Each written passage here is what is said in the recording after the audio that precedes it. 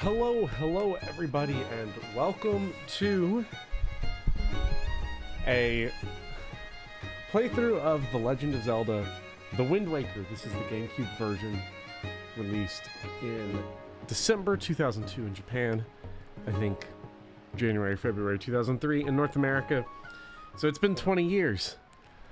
It has been 20 big ones since this game released, and the reason I'm playing it is not because it's the 20th year anniversary, maybe that's why it got selected, but because this game was voted as the Zelda game to play for stream by my patrons and YouTube members on patreon.com and here on YouTube. You can find the links to those in the description below. I have been really going after a replay, been thirsting for a replay of the Zelda series, so I'm going to be going through the whole series, not in any type of super huge marathon setting, but just slowly, over time, revisiting the games. I kind of, as I feel like it. This isn't going to be like a big, constant marathon push, but I needed a game before Fire Emblem Engage, and I've been thirsting for some Zelda. It has been a long time since I've played a Zelda game. Breath of the Wild is the only one I've played in recent memory, and it's been even longer since I've played like a Zelda game where you go around and you collect all the pieces of something, and there's like dungeons and heart pieces and all that kind of stuff. So I'm excited to revisit Wind Waker. I have not played this game since I was about 13, 14. I did play it a bunch, but in the 12, 13 years since I last booted this game up, I have definitely forgotten a lot. So hello everybody. Hello Lord Pent. Hello Violala, Practical, Sven, Kevin, Andrew, Carol, The Slamurai, Doran Brooks, Termina, Corey Punch, and Andrew. Have I played Cadence of Hyrule? It's super good. I have not played Cadence of Hyrule. I am terrible at Crypt of the Necrodancer. So I have been significantly and relentlessly terrified of Cadence of Hyrule. I don't know if it's any easier than Crypt of the Necrodancer, but man, rhythm games are not my forte, I suppose you could say. We are whoa. I'm using a PlayStation 5 controller, and it is weird remembering that the D-pad, I'm like clicking the D-pad buttons and it's doing all kinds of weird things, because the D-pad on the GameCube controller was kind of buns. GameCube controller's great, but that D-pad was certainly a design decision. Not that it mattered a whole lot, but if it were better, maybe Resident Evil 4 could have been even better. Quick select on the weapons. Anyways, let's pay attention to the story here. Long ago, there existed a kingdom where a golden power lay hidden. It was a prosperous land, blessed with green forests, tall mountains, and peace. But one day, a man of great evil found the golden power and took it for himself. With its strength at his command, he spread darkness across the kingdom. Hey, what's up, gem merchant? But then, when all hope had died and the hour of doom seemed at hand, a young boy clothed in green appeared as if from nowhere. Wielding the blade of evil's bane, he sealed the dark away and gave the land light.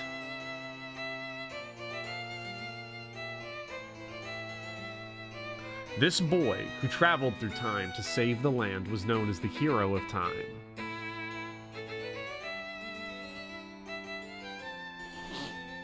The boy's tale was passed down through generations until it became legend.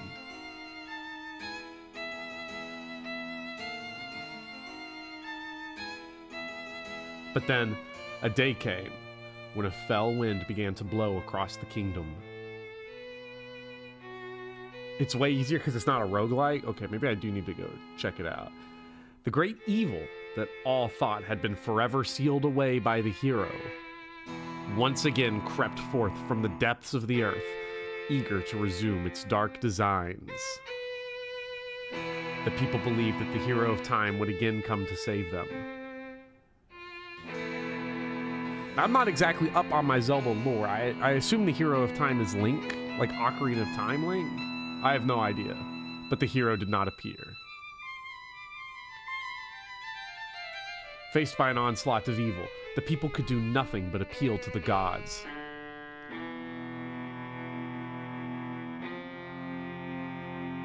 In their last hour, as doom grew nigh, they left their future in the hands of fate.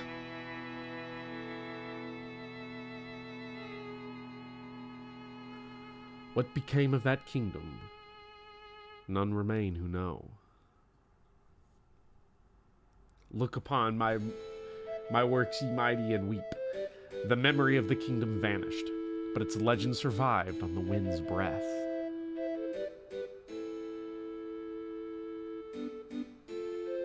On a certain island, it became customary to garb boys in green when they came of age.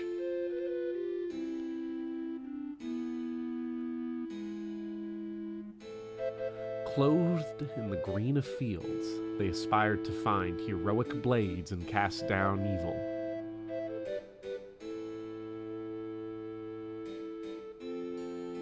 The elders wished only for the youths to know courage, like the hero of legend.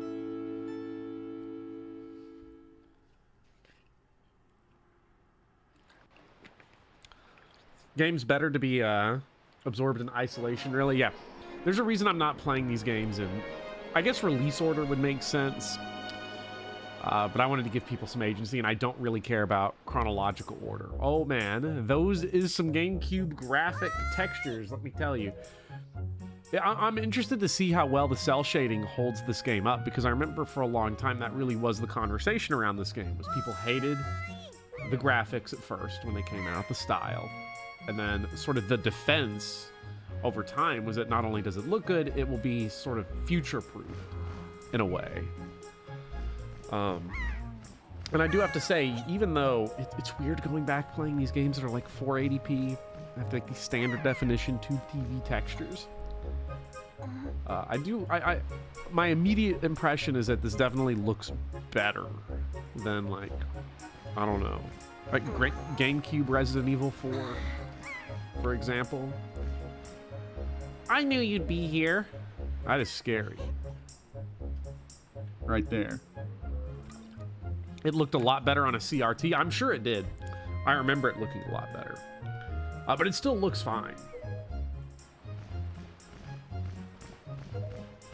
It definitely, it holds up better than Twilight Princess, in my memory, of course. We'll get to Twilight Princess someday, I imagine.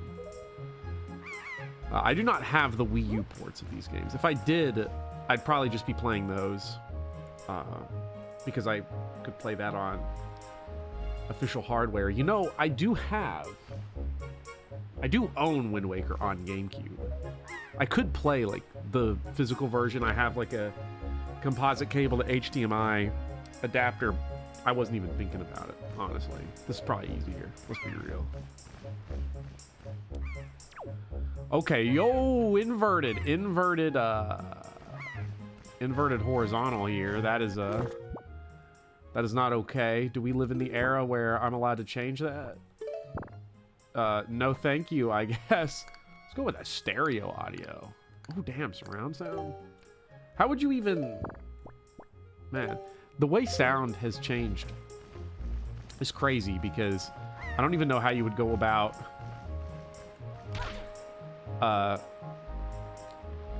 changing, hooking up a GameCube to surround sound now. Like, I could probably figure it out. Like half an hour, but off the top of my head, I just can't. I have got to get used to this, another game from this era that has inverted camera controls that should not is Jak and Daxter, which, well, I don't know about the first one. My girlfriend replayed through the second and third one. That second Jack and Daxter game is fucking ridiculous. That game is absurd. Anyway, let's go pay Grandma a visit at the house. See what we got. The Wii U, you can camera uninvert, I think. What a great game. I know I saw some people earlier saying that they hate, like, the Zelda timeline, all that stuff. I think I remember it. There's like a secret under here, isn't there? Like we go get some cash money. Like big money, big fast. Let's see. Hopefully I'm not about to just blow like a grandma savings down here on my puny wallet. Let's see. Let's snag a... Oof. See a treasure chest. What do we got? Orange rupee. 100? Oh, yeah. Look at that. Did not sell out Grandma's savings because this ain't Ocarina of Time. We get more than $100 in our wallet. Zelda timeline is you make it up and it's as correct as anything else. Because didn't they... I think it's funny. Isn't there an official timeline now for the Zelda games that Nintendo released? But it's like... Everyone kind of knows that, like, yeah, it's like not really a thing. Because nobody was thinking about it when they made these games. Like, there's a lot of... But in a certain way, I think it kind of works that these games don't have a crisp timeline, that they all kind of flow together. It's a very kind of mythological thing, like how mythology in Greece, like, it doesn't really fit together, you know, when you look at everything that encompasses mythology, but, like, it kind of works as this overall legend, you know. Legend of Zelda, you know, Legend of Oedipus, you know. Do with what you will. I've been waiting for you, Bopper. Try these on. Time certainly flies. I can't believe you're already old enough to wear these clothes. Ooh. Yeah, I don't know about this one. This one, Granny.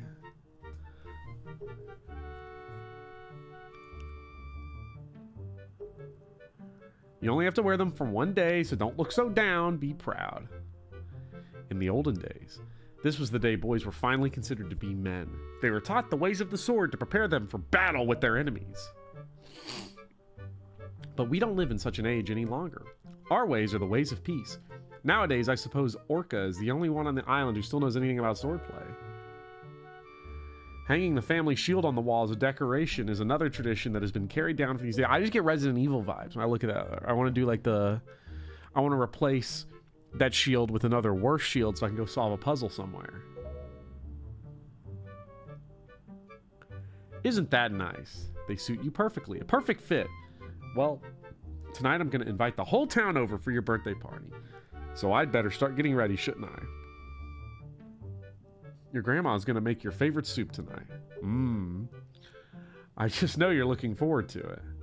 Now, go get your sister, Errol. Errol? Ariel? Aril? Yep. Not quite sure. So... Zelda timeline is a flat circle. The only Zelda timeline that matters to me is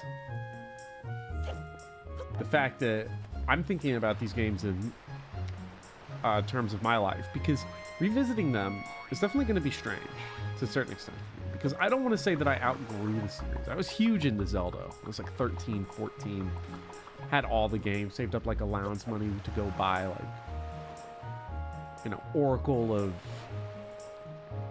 I think, Ages on Game Boy Color, because it's one of those. There's only one Zelda game I've never played, and I think that's Oracle of Seasons, but it's been so long I can't remember. It was one of the two Oracle games.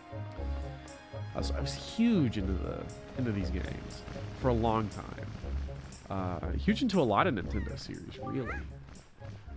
And so going back to them after so long was definitely going to be interesting to see how well they hold up for me. I don't know if she made the outfit. I feel like if she made the outfit, our reaction was even more insulting. Yeah, Grandma slaving over the sewing machine. They probably didn't even have sewing machines back in the day. This takes place in like the olden times. I'm gonna give you my most treasured belonging, but just for a day. Happy birthday! Oh yeah, rent a telescope. Hell yeah.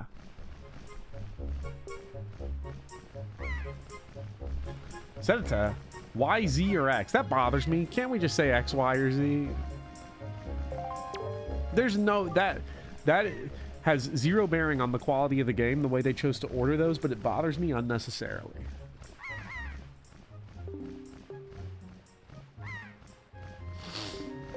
Alright, let's see here.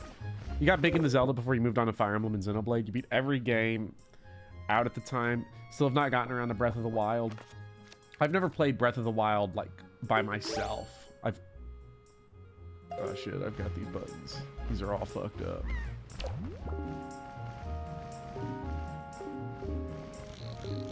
Let's take a look. Oh, we got mailbox. Look at them. We got... Oh, man. Postman looks kind of weird. Up in the sky. Oh, sorry. There's inverted controls on this telescope, Errol. I can't look fast enough. Oh, shit. I'm an XZY anarchist.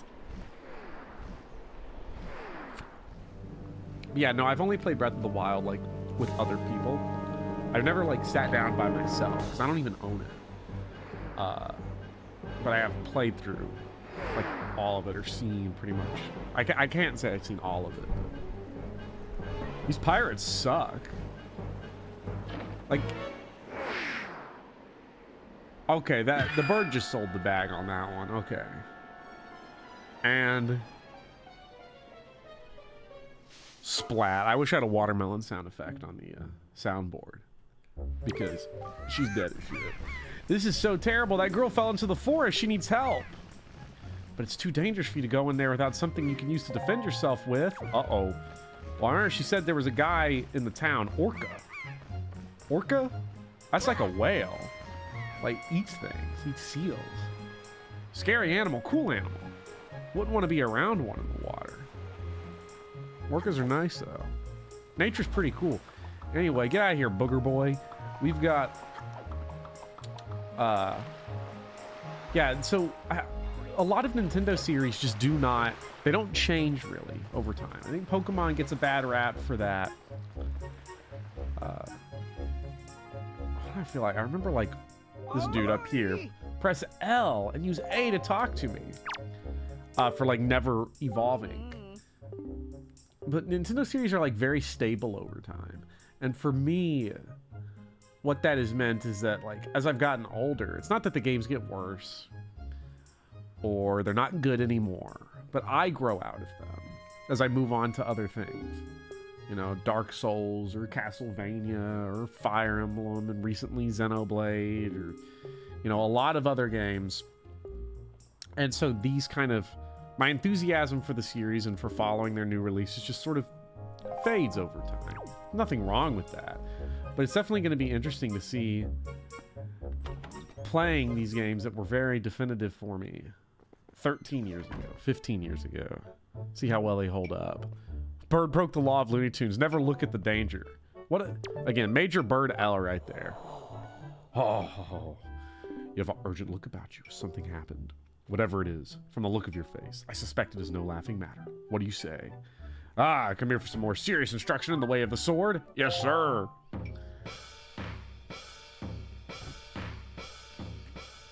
Most feel like comfort games, and I have games like, so I get that.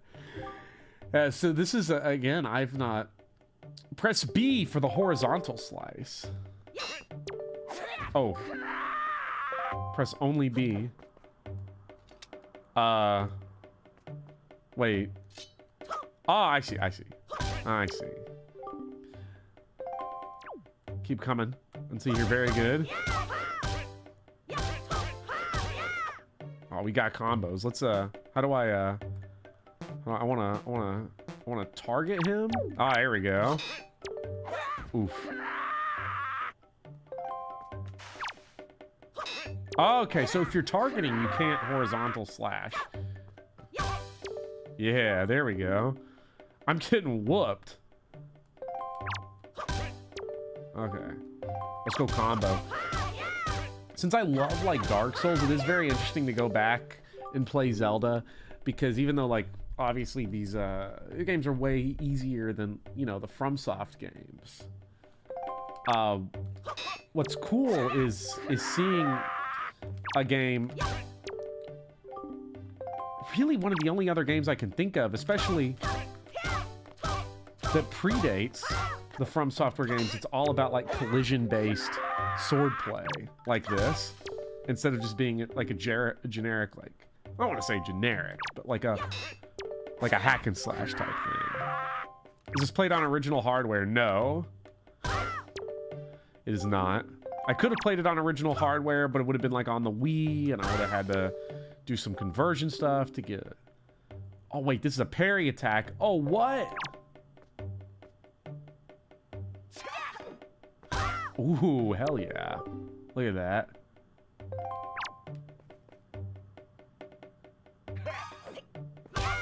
Damn, that's nice.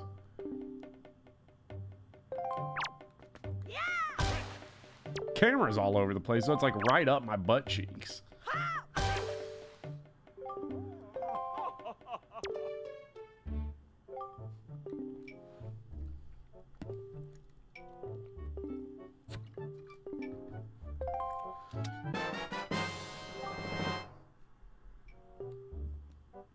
I do like, it does always impress me every time I play like a really refined, like first-party Nintendo game, just how, even though some of the games have had issues with aging as far as like camera and stuff goes, the fact that they can just squeeze so much out of just like one button press is great. All right, thanks, Orca, bozo. I'll be destroying all your shit for absolutely no gain either. I can't even like steal his lunch money or anything. The hell? Yeah, climbing all over his furniture. That's a tall ass table. What the hell? What the fuck? I've never even, Orca's not that much bigger than me. He's like a head bigger than me. He got like a head plus shoulders. He got head and shoulders over me. Damn, this shit, like, I've never. Interesting taste.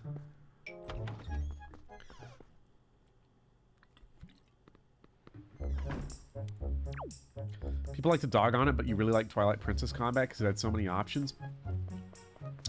The thing I remember from Twilight Princess was that I don't remember the options in combat being super useful, like all the special moves that you could get. But again, I have not played that game in years. It's been so long. There really is like a big nostalgia trip going on right now for me with these games. I'm not going for 100% anything like that, just to be clear, because I want to get through these games fairly efficiently. I still want to like definitely enjoy them, try to get some of the flavor, but I'm not going to be going for like all items, all hearts, or whatever, or particularly for annoying things like whenever I get to Ocarina of Time, 100 gold Skulltulas. I remember the reward for that is like just you get unlimited money in a game where money's absolutely worthless. I don't remember, they aren't all required, but it can make things easier. Chat on screen is frozen. Fantastic. Getting started well today. So, one thing I do want to say is, I hope my voice sounds okay.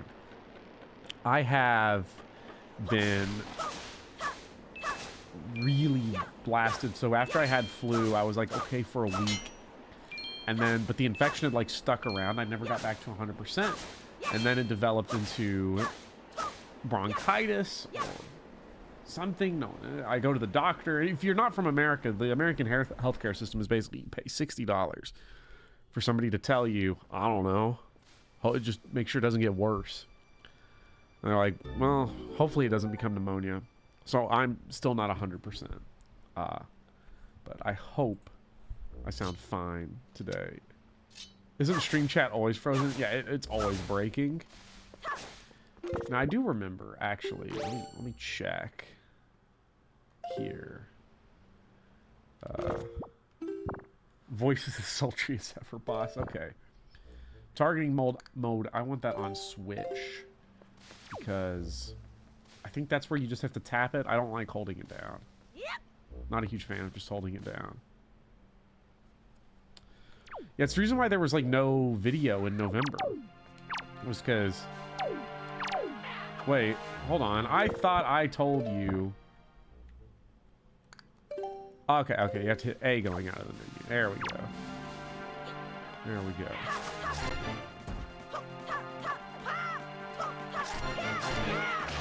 Get him out of here. Okay, oh, he's still up? Nah, he's dead. I don't even care about his cash. The one thing the Zelda series never solved, as far as I can remember, unless I'm forgetting a game, is making money useful. Granted, if they did make money useful, it'd probably be annoying. I feel like I remember money being useful in Skyward Sword. That's a game I only played once, didn't like it. I know it's on Switch now. So... Oh, look at that.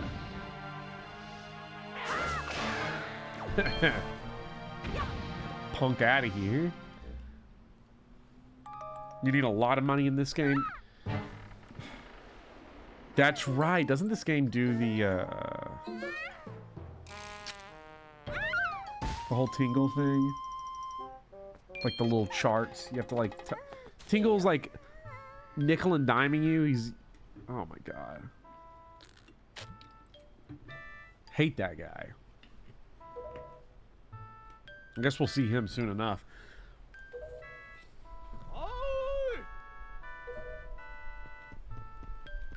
Look at this lout over here. Good for nothing.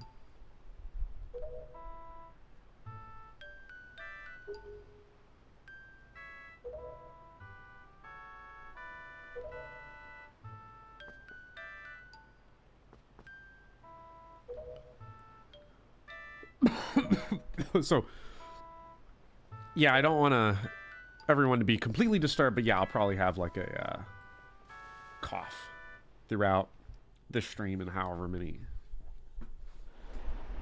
streams for the foreseeable future.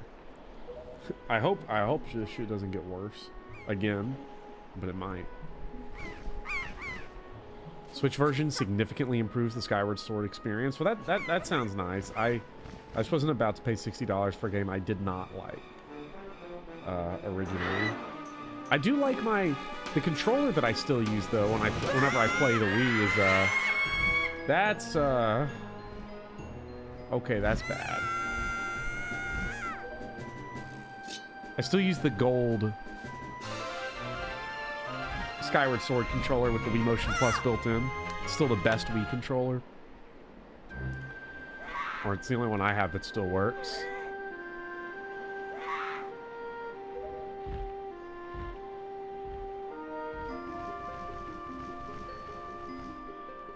Fee is this bad on Switch, you can't imagine on Wii. Did they make her less annoying? I mean... Hold on. I will be right back. I'm getting doorbells.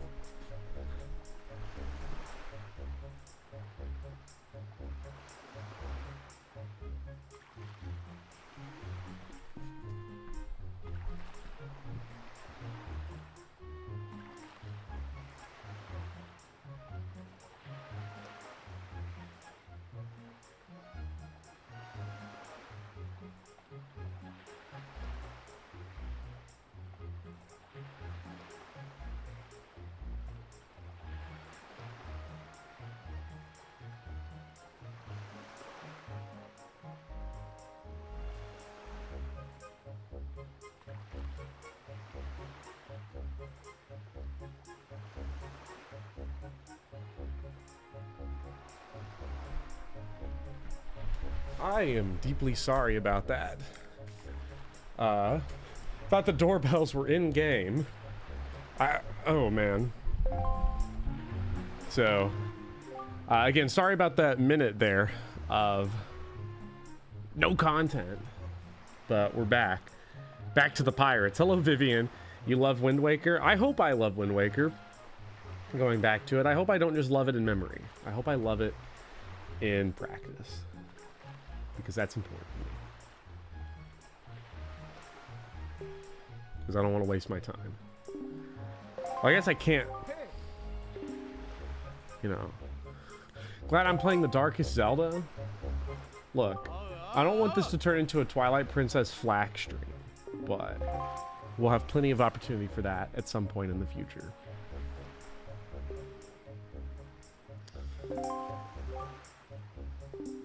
I mean, this is true. It is definitely the pirates who have come here and done absolutely nothing. Let's blame them. This is a good idea. It was just mailman given the lecture.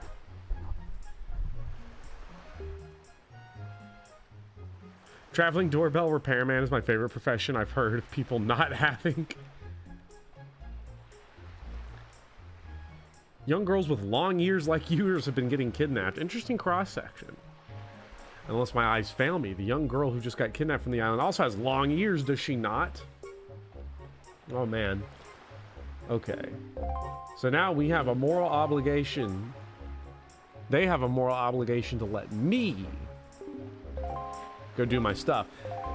Now, I will say, from my memory of Wind Waker, this game does have one, I guess, two significant I really don't want to do this moments. One being Tingle, and the other being the stealth fortress at the beginning of the game. So I don't know for how long I'm going to stream today, but I really hope we can get that stealth fortress done. The Forsaken Fortress. You can't possibly mean to go there with nothing but that cheap little sword. That's not brave. That's stupid. I mean, come on. Even a simple little island like this has something you could use as a shield. Try force fishing. Fly fishing. And one more thing. Once we leave, you won't be coming back for a while, so you better get your goodbye out of your way. Okay. Starting to get used to the inverted controls. Everyone has long ears in this world. What are you talking about? Wait. Yeah, they kind of do. What the? Yeah. This bird's gonna be busy then, snatching up everyone. Kind of funny that Wind Waker doesn't have fishing in it. I mean, I'm glad. Every game's gotta have fishing in it. 3 houses, East 8. Sonic Adventure, like, yeah, I'm sorry about that one, Granny. I'm not gonna mention what happened. She's out having a good time.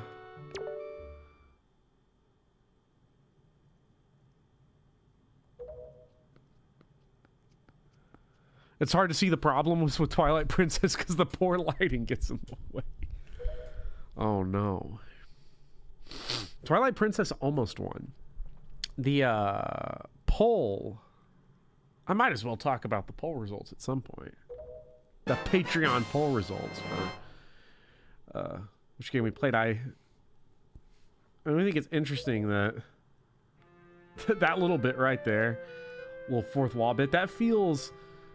This game's 2002. That feels like a 2009 joke, 2011 joke. It's very ahead of its time. Ahead of its time, in its time, behind the times now. I guess the treasure hunts are kind of fishing. I am so sorry, Grandma.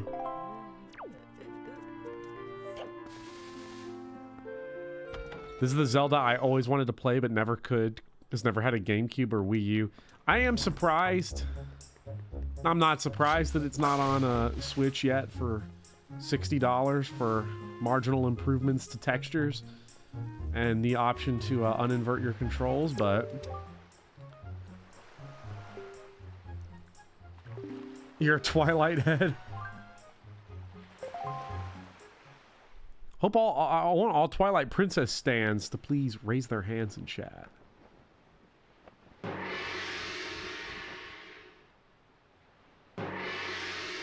Twilight Princess, one of my personal favorites. Loved it on the Wii. Whenever I get to it, I'll probably play it on GameCube. I've never played the GameCube version. I've only ever played the Wii version. Growing up, that was my first Zelda game. Was it? Actually, no. No, I think the order I played the Zelda games in is that I played the original first on Game Boy. Because I got a lot of those NES Classic Game Boy games. Obviously did not do a whole lot with that, and then would later on play Twilight Princess, I think is my first 3D Zelda. And then went and played Ocarina of Time, and that's kind of where it was. I've never played the GameCube version, which I know is inverted, which will be weird. Inverted controls and inverted map. I can't wait.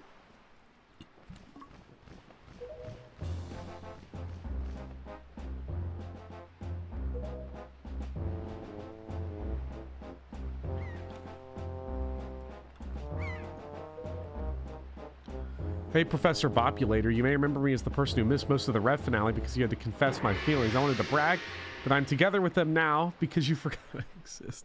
Well,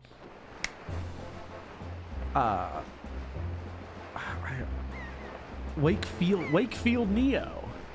Always have to break down these usernames. Wakefield Neo. I am really glad that everything has worked out great for you. That definitely makes me really happy to hear that. I told Nico to look after you. Go below decks. Yar. Where's his out? The Zelda Classic, or maybe it's just a Wind Waker thing, is rolling into doors.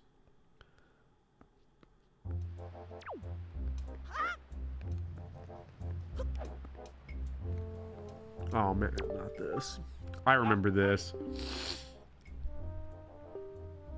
Now first you have to take the test of the pirates. Oh god. Inverted controls. This is where I'm gonna really be forced to acclimate to the inverted camera. Because, oh boy.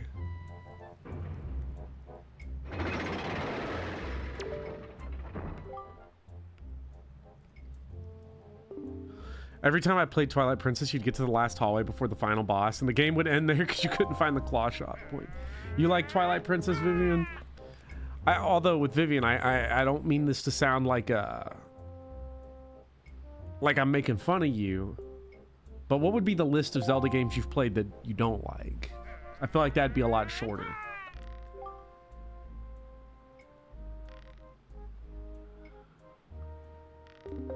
Because you gotta be a hater like me if you want to have cred.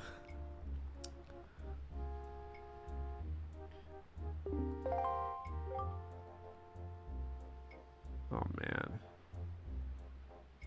We really do have to do this, don't we? It's like Dragon Age. Your last video is a hater vid? What's a game that's bad and uninteresting? I guess that would be the ultimate. That's the ultimate. Vivian, name a game that's bad and uninteresting challenge. Impossible. So I think I'll just reset this. Now let's get going.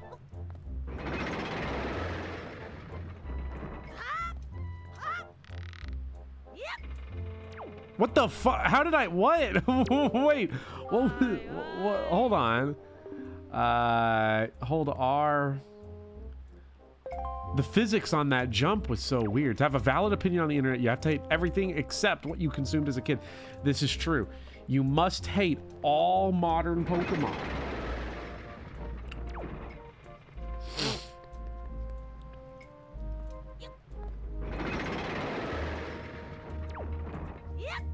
Okay. There. We've got some work to do. Okay.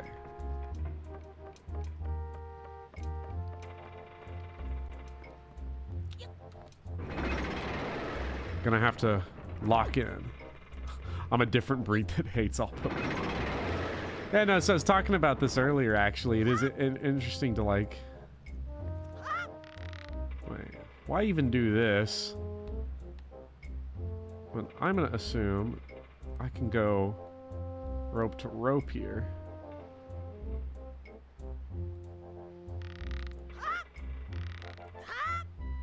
Hell yeah, look at that, look at that. That's gameplay right there. Can I rotate there? Yeah. No, okay, we got it.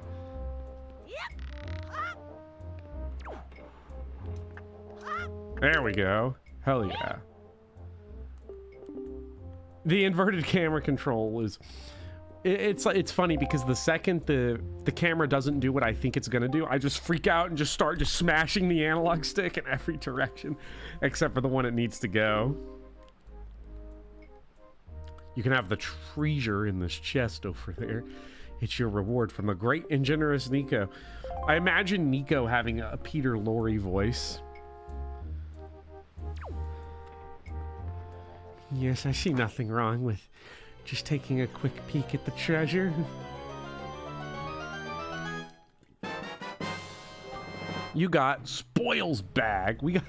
They had a box inside the box. You can hold up to 8 types of items. Love the design. I love the design of that little bag. Even though it does look like a proto-Tumblr design for everything.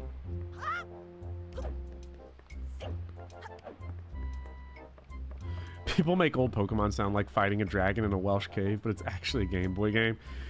But yeah, no, it is fun definitely to go back to these games that I have to some extent again, like, aged out of in a way, like, but to be fair, when is the last time is A Link Between Worlds the last Zelda game structured like a standard Zelda game that wasn't a remake? And when did that come out? Like 2014? Like, so it's been a minute since like an original game that was in like the standard Zelda formula. So it definitely feels at this point like it's been a while. Don't tell me you were playing some stupid game for treasure, were you? A Link Between Worlds is not even 100% standard, because don't you do like the weird thing in that game where you can do the dungeons in just about any order because you rent the items? Which is so strange. What's up, Grexter? And Shinjo Kid. And Rad Spoony Bard, for those of you who I did not specifically shout out earlier. I remember people were very much not happy with A Link Between Worlds for doing that, but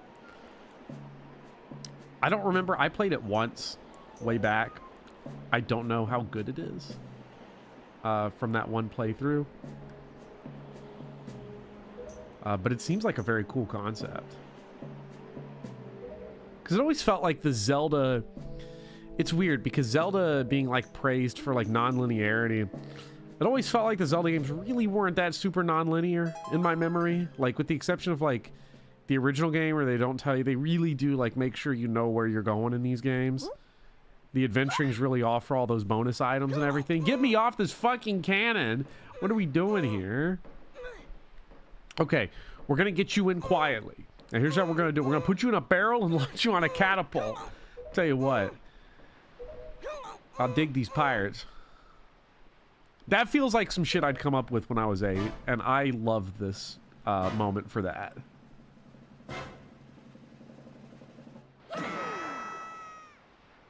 I will say, I am surprised with just how good...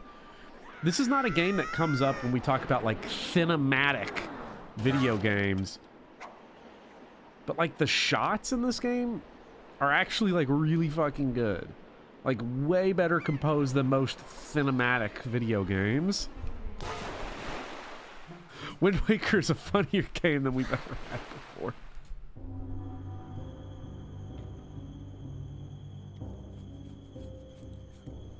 And if we can really get Tingle working...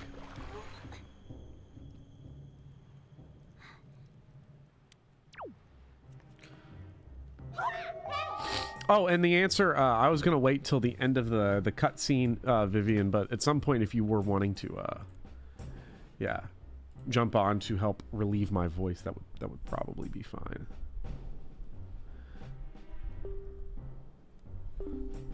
Because that'd be fun. It's the Dark Souls of video game cinema. Slip the stone into your pocket just before we went over. There's no ordinary stone either. Now I can harass you and be like, Navi and Fee. I don't even know who Fee is yet. Because that shit's in the future. That game's like 9 years away. So yeah, no, it sounds like Link Between Worlds, they really were experimenting with like some of the stuff that would become the standard with Breath of the Wild. By the way, I don't even know if I'm going to play Tears of the Kingdom. Because it's gonna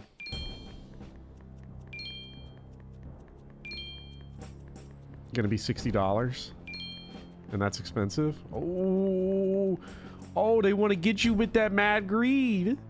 They're not gonna get me with that greed. I'm not going for that money. You think I need them 20 rupees? I stole grandma's stash earlier. I don't need that. Be careful here. We got us. Uh-oh, that is not good. There's got to be a blind spot somewhere on these stairs. Ooh. Okay. Maybe this was like the good idea. Fee is just beta Pyro with the weird fan service swapped out with a Google Assistant personality. Oh gosh. Should have gone for the greed. I mean, if I was going to get caught anyway, I guess I should have gone for it. Oh, hey. Also Vivian's here. For everyone to know, because now this makes my life a little easier with my bronchital. Yeah. Ow. Fuck. I was gonna say, like, if your voice is not doing great, like, I'm more than happy to shoulder some of the burden of talking to your wonderful chat. Hello, everyone. Well, I remember Metal Gear Zelda, my favorite. Am I the only person that from memory does not like this part of the game? I don't like this part of the game, but I don't like this part of the game because I'm like really bad at stealth games, kind of in general. Great. I love how I'm like, maybe I figured out the quicker way, and then G-Merc just hits me in the face with the fish by saying, this actually sets you back significantly. Yay. Does it? Because the only way I've ever been able to get through the Forsaken Fortress is to get captured first. Because then you can get yourself on the upper level, and the upper level is where all the like spotlights are. It's also where all the treasure is. It is also where all the treasure is. Shout out to whoever organized the Forsaken Fortress for putting a tunnel in there. I guess a previous prisoner dug that tunnel out, Andy Dufresne style. But then somebody just leave a map. Just put a map there. Yeah, how's you're that map kind of like from the map we have though in the bottom left. That's a good question. I don't really know. I do like that it feels like you've kind of gotten partway through somebody else's Great Escape. Yeah. Maybe the prisoner who escaped left it for other would-be escapees. Ooh. Now Maybe we're the getting into guards need Ludo it, that's- narrative stuff. I seem to recall there's like one banger treasure in the Forsaken Fortress, I think. The banger treasure that I can think of offhand is when you come back. Ah.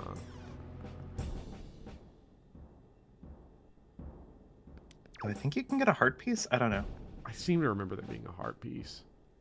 Ooh, that's a good question. Who is the Revolver Ocelot of the Zelda world? I don't know Zelda lore. I'm just gonna throw this out there for everybody to like know. Is that like my opinions of the Zelda series and everything I know comes from the last playthrough I did of Ocarina of Time 3D, which I played in 2014. So Were the 3D games any good?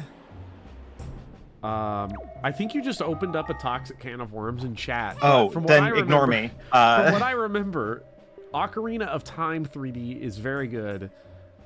I played it multiple times. I've heard very bad things about Majora's Mask 3D, making the game just more difficult for no reason.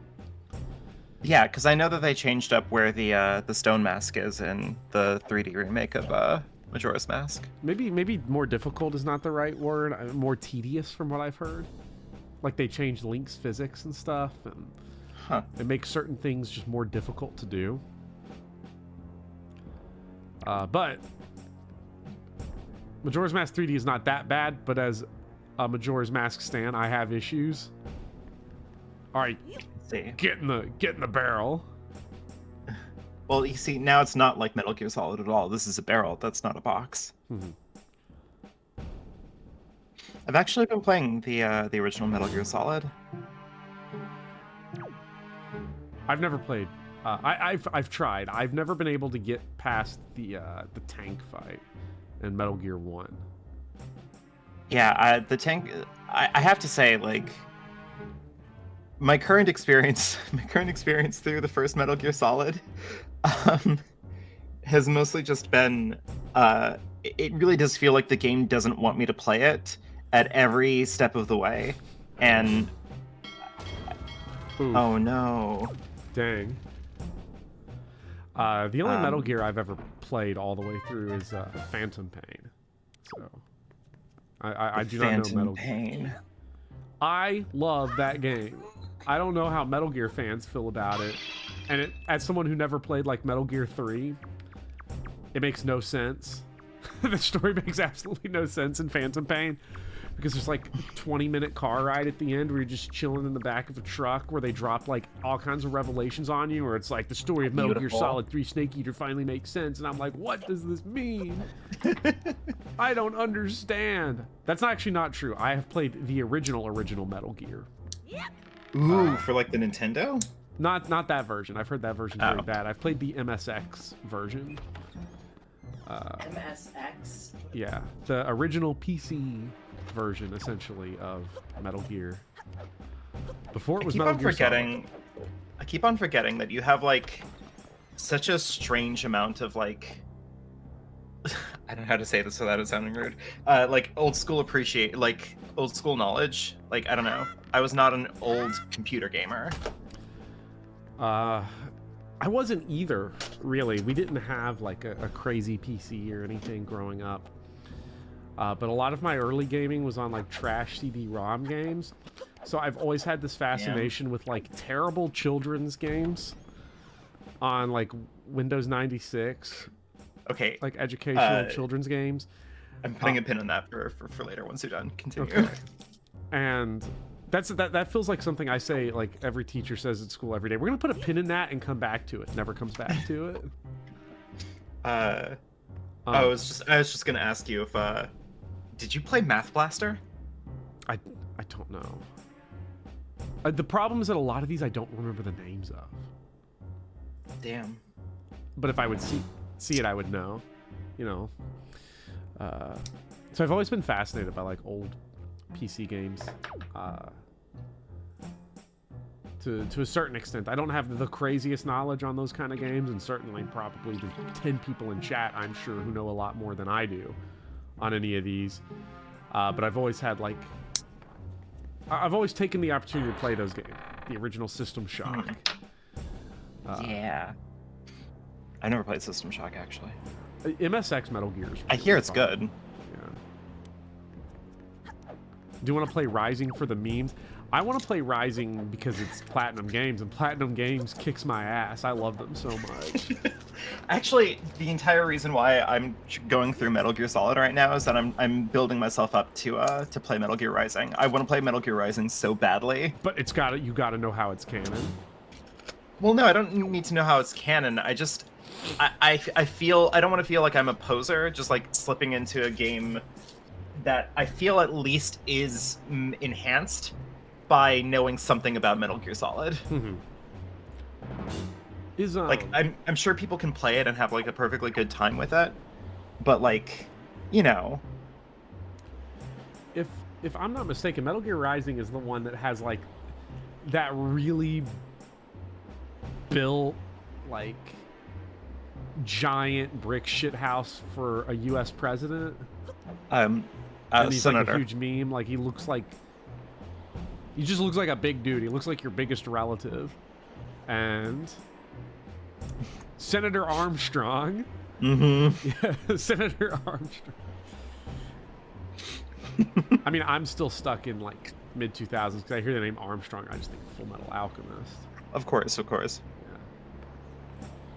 He was a big guy.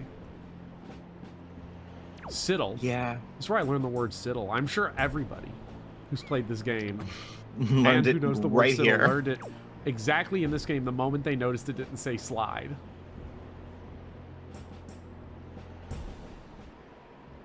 Is it Siddle or Seidel? Who knows? Oh shit! Oh fuck! Yeah, you didn't take out the lights. Oh, I gotta go back. You gotta go back. Ah, fuck that. I'll just walk up the ladder again. I need to... Metal Gear Rising... okay, so genuinely the reason why I haven't played Metal Gear Rising just yet is that I know exactly one piece of Metal Gear like lore related to it that I find important, which is that, okay, so Metal Gear Solid 2 features a brand new protagonist, Raiden. Mhm. And from what I understand, back when it came out, everybody hated Raiden Yeah. because he was like an effeminate little gay boy. And also, he's not And- Snake. These are not things I And he's know. not Snake. Yeah. And so they like basically just fridged Raiden in the main series, as far as I understand. I could be wrong, because Raiden wasn't popular, so they're like, "Fuck it, we're back to Snake," right? And then in Metal Gear Okay, go up Rising, the they turned. Hold on, I'm having a lot of trouble going up this ladder. Okay, continue. There we go.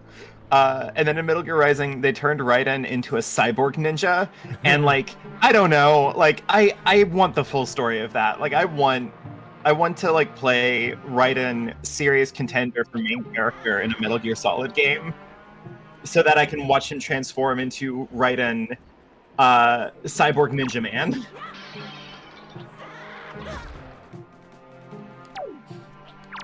Hold on. What was the... How did they say you're supposed to block with the shield? Not with the telescope, that's for sure. R button. Oh, okay, R. I was pressing L. I was like, what's going on? But also the telescope does work. Can I hit something with the telescope? I wonder. Lesson: if people hate you, turn into a badass cyborg ninja.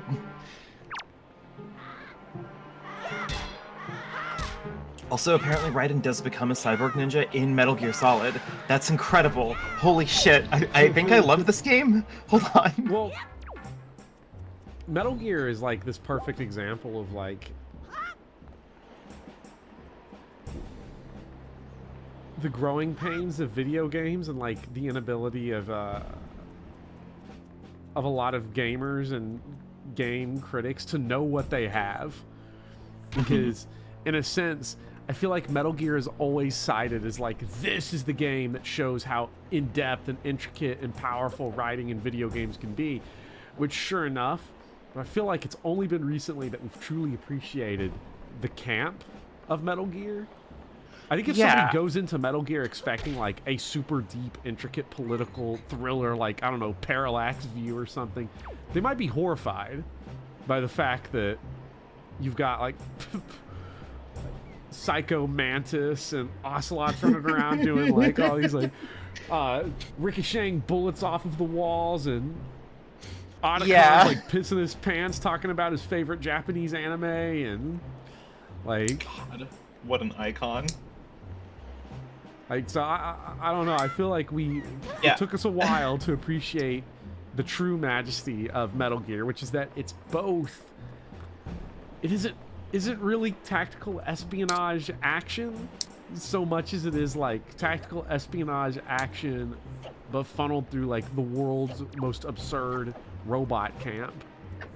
And listen, I'm gonna say something potentially spicy. I don't think that Metal Gear Solid's writing is strong in like its capacity to be like a cool political thriller, because like it's maybe the most like bare bones political thriller jargon ever. You're on an island because the terrorists have seized nuclear weapons and you need to stop the terrorists from using nuclear weapons. It's like, okay, that could be a movie from the Reagan era. Yeah. But like what makes Metal Gear Solid good for me is that the camp is just beautiful. Like there's just something so earnest in them trying to like give you soft sci-fi like answers to why things are the way they are in this game, and every time it's just beautiful. Yeah. Like they had to go like, how can we have long like cutscene exchanges over an intercom when you're trying to be like a stealthy quiet boy? And their answer is, oh, our radio is like wired to like your inner ear bone, so only you can hear it. And it's like, which is such a perfect answer because Snake talks in these. Like, is Snake talking with his inner ear bone too? Like, of course not. Like, I love to talk with my inner ear bone. It vibrates. like, I don't know. There's something really nice in just how like campy and ridiculous Metal Gear Solid allows itself to be, while also like trying really hard to take itself seriously. Like I think there's a lot to be said about there's a lot to be said about art that's very earnest and art that's trying to be very funny, but there's some kind of magic bullet that Metal Gear Solid has for me right now, where the writing is so earnest and self-serious and campy that like I don't know how you couldn't love it. It's so great. I don't know where I feel like I need to go back to that room I think with if the you two guards. sidle more, yeah, if you sidle more, you're getting close to it. The problem is that I don't know if you've taken out the specific spotlight that like. I have not. I don't think. So. Yeah, because that's the one. Yeah, that's your problem right there. Well, yeah. I'm sure Someone's speedrunners have figured it out. So set this thing to evil. Sorry.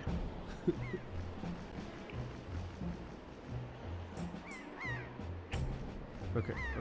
I'm just gonna make an attempt at it. Let's see. Of course. There's no way. Absolutely none. Yeah. Oh shit. Speedrunners. Yeah. The actual speedrun, as far as I understand, the speedrun is there's a weird momentum glitch that you can have in the water, where you can basically like shoot Link across the entire map. And like pause buffer it so that way like you can just sequence break it pretty much immediately. Jeez. I need to learn It's that wild glitch. to see. I love speedruns. They're so good. Probably has like a 1 frame like activation window that's like a nightmare. Let's try going in this door. Super swimming. Yeah, you go straight to Dragon Roost. Oh Yeah. my god. That's horrifying. Well, I do love it that my by memory least favorite part of this game is the part that the game starts with. You only get one chance to make a first impression game. Thank you. You can only go up from here though. Well, until Tingle shows up, starts getting his greedy fingers deep inside your ass wallet. Oh god, I hate Tingle. He's such a piece of shit. It also does not help that Tingle looks like he's like on an FBI most wanted list. A little bit. He just wants to be a child, you understand.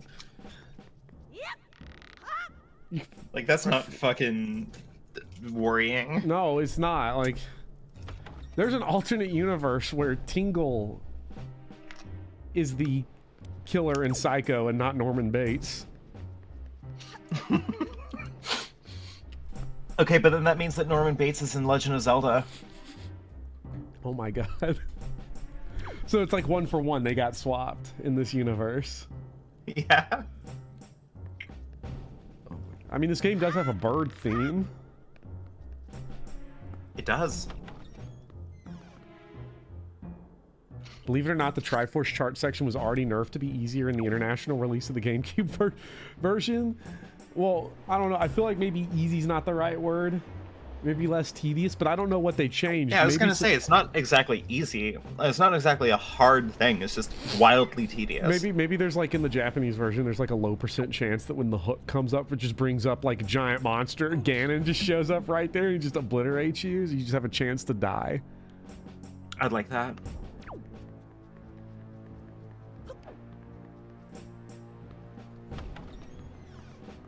Also, Bobber, I'm gonna stay up all night, like, trying to think of a game that I've played that is simultaneously both bad and uninteresting. Yeah, I guess the optimal word there is, like, that you've played, because it is, like, when I think about it, it's like, I haven't played or read or seen very many things that I think are both, like, bad and uninteresting, because if something doesn't immediately interest me, maybe immediately is the wrong word. If I don't have, I'm not just going through the library in alphabetical order. Right. Like, so it's very unlikely that I'm gonna commit to playing something all the way through that's both bad and uninteresting to me. Yeah, I think I'm very worried about what I'm gonna say, because I'm gonna say something that I suspect people are not gonna be a fan of hearing, because I know that the game is like a darling of like old school JRPGs. I did not have a good time playing Grandia. I can contribute nothing to this discourse. I've Okay. never played Grandia. If you ask me what console it's on, if it's not on the MSX2, I don't know what it's on. I'm just gonna On the say PS1. PS1. Yeah, Sounds like and a I worried. PS1 game. I worry that it wasn't interesting to me specifically because, like, I played it fairly late. Like, I wasn't, I didn't play it when it came out or anything. Shit. Hello, Shine. Yes, it's happening. What is going on? I don't even know what I'm doing. Can't reach you. I've gone both directions out of here, and I have no idea what the actual direction is to get to that one searchlight. Yeah, I can't remember. I think you have to run the circle a little bit more.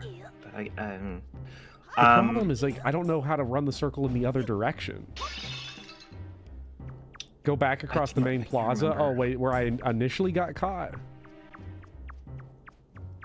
I think so. Okay.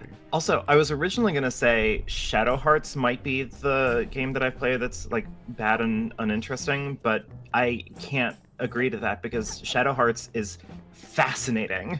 It's bad, but holy shit, it's fascinating. Okay. I'm just gonna... I own, like, 8 PlayStation 2 games still. I've gotten rid of, like, most of mine. I'm looking over there at the stack. I've got, like... Here's what I've got. Silent Hill 2 and 3. The 3 Fatal Frame games. Clock Tower 3. The 2 Castlevania PS2 games. Ed, Edd n Eddy, for whatever reason. And the first 2 Shadow Hearts games. I really like the first 2 Shadow Hearts games. Oh, there's actually like a 3... Well, there's 3 Fatal Frame games on PS2. There's one on the Wii that I think is getting re-released on the Switch, and then there's one on Wii U. Nintendo owns Fatal Frame now. Which is weird. That is weird.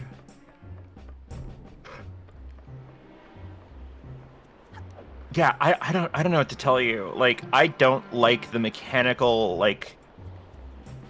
I don't like mechanically playing Shadow Hearts. It's not a very pleasant game for me to play. I don't know, I didn't find it very interesting. Like, to play. But, like...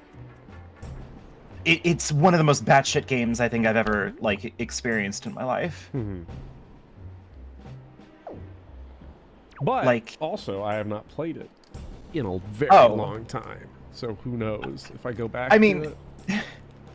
I mean, I will say, One, props to any like any story that's going to set itself during like a World War period and decides to go for World War One. Like that's World War One is an underrated war in my opinion. There's the one we need. I think this is the one we gotta Oh knock yeah, it out. is.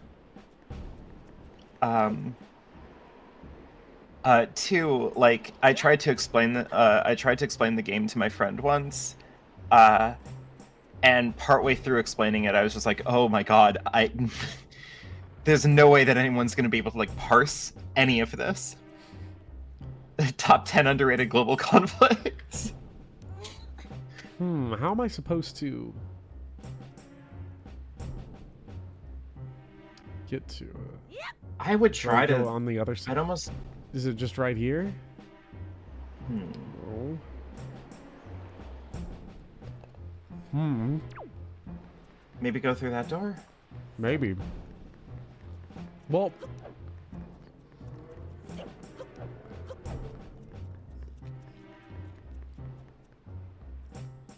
You do it from the outside. Yeah, I guess you just. Well, what I would do, honestly, what I would try to do, but I don't know how well it would work. Is I I would think try maybe to. I Like... do have to go through the door. Yeah. Okay. I wasn't gonna give you like a helpful idea. I was gonna say just go from the top of the last spotlight and try to jump on the railing, and then from the railing jump down to the little platform that you. I could see climb that the ladder up working. on. But that's definitely an idea that works in my head, and not an idea that I know for sure will work. I thought about it. It probably works if you can nail the jump. Ooh. Or just get the game to just be like, hey, dumbass, look right here. Also, I think you just found it, so there we go. Also, Doran, I should clarify, Shadow Hearts isn't like about World War I soldiers. It is just about characters who are doing things set in the time of World War I. Like, it's during World War I, but you play like a werewolf shapeshifter vampire boy. Yeah, I'm not seeing the uninteresting part of this. Right? Like,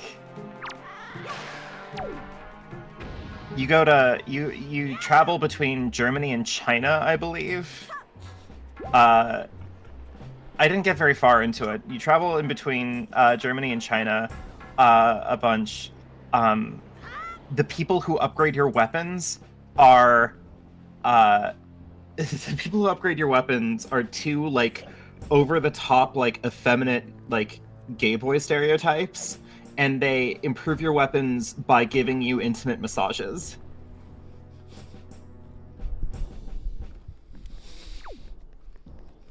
It's definitely been a long time since I played Shadow Hearts because I did not remember that at all. Like, I that's what I mean. Like Shadow Hearts is fascinating. Like I can't call that uninteresting. And trust myself as like a media critic afterwards. Like, I mean, my problem with hi, Zoop Lord. my problem with like, well, you were what was the game you said earlier? Gradia? Oh, Grandia. Grandia.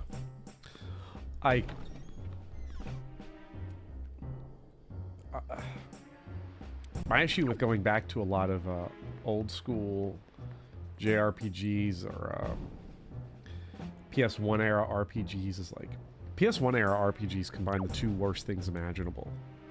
The PS1 and time. Well, the problem with PS1 games, yeah, is the load times. And then you combine that a million times over for all the random encounters. I struggle to go back to a lot of those games. Just it's a time That's commitment for what I don't have anymore, which is the time to just play 80 Hang out and hours of do something shit. that I don't really like that much. It is an investment. It's why I've never gone back. I've only played Final Fantasy IX the one time.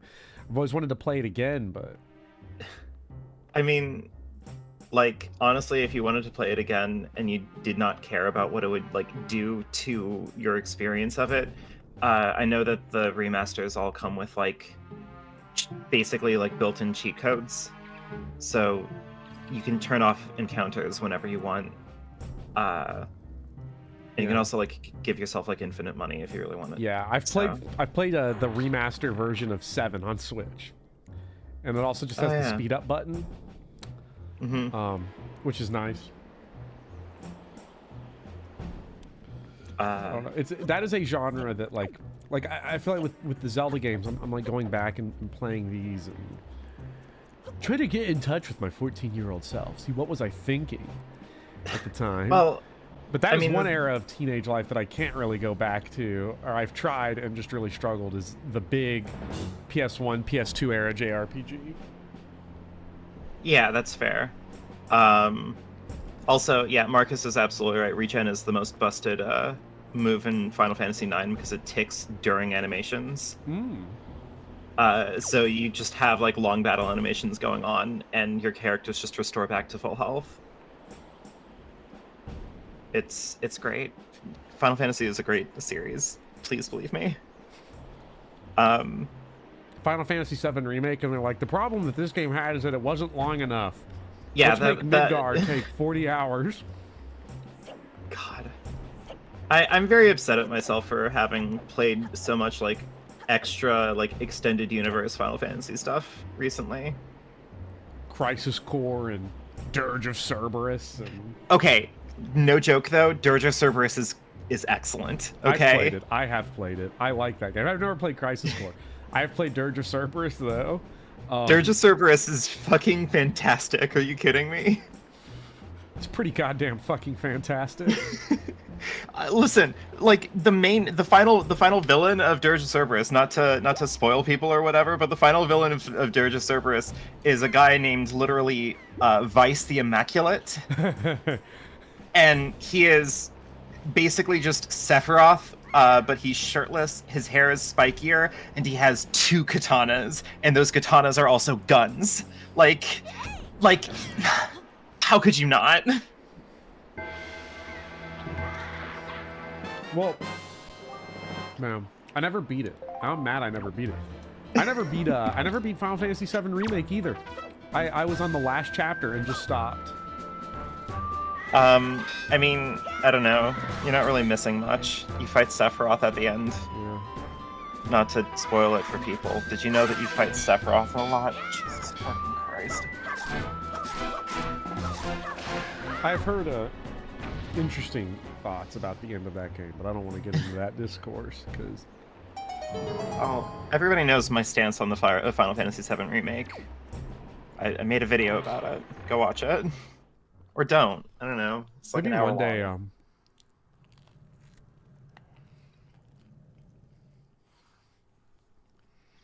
Maybe one day. I wish Dirge had Vincent's real transformation for 7 instead of treating it like he has one devil trigger. Yeah. I don't remember much about Vincent other than he's basically just like... Maybe this is the problem. Because my memory of him is that he's just Alucard from Hellsing, which is probably completely wrong. Because he wears a red coat and he comes out of a coffin. So the reason, I'm pretty sure the reason why Vincent doesn't have his other transformations is that his other transformations were like copyright monster, like movie monsters. Like he turns into Frankenstein and he also turns into like Jason Voorhees. So like I don't think that like they could really have like a high budget voice acted PS2 shoot 'em up game. Yeah. Where your main character turned into 2 different copyright like Halloween monsters. See, I have no idea, actually. That's interesting. I don't know what the Frankenstein copyright situation is, because Frankenstein, the novel, is public domain. The design that's famous, the Universal one with Boris Karloff, is copyright. So, like, you can have something in your game called Frankenstein, but you can't have the movie design. The 30s movie design. Which... I don't know how Castlevania gets away with it then. I guess they probably just said, fuck it, who cares? Let them sue us.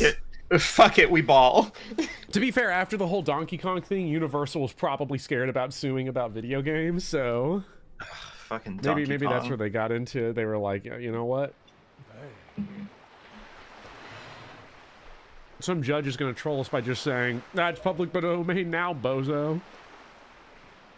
I wish more things were public domain. The world would be a better place if we had more access to stealing other people's intellectual property. Unironically, though. I mean yes, it. I mean Yeah. it too. I mean it too when I say unironically. I think I mean, at the bare minimum, copyright should be public domain once you die. When someone dies, everything they made should be public domain. You ever think about the fact, hey, what's up, Speedy Hawk? The third worst Zelda game? Uh-oh. What's worse? I want to know what's worse.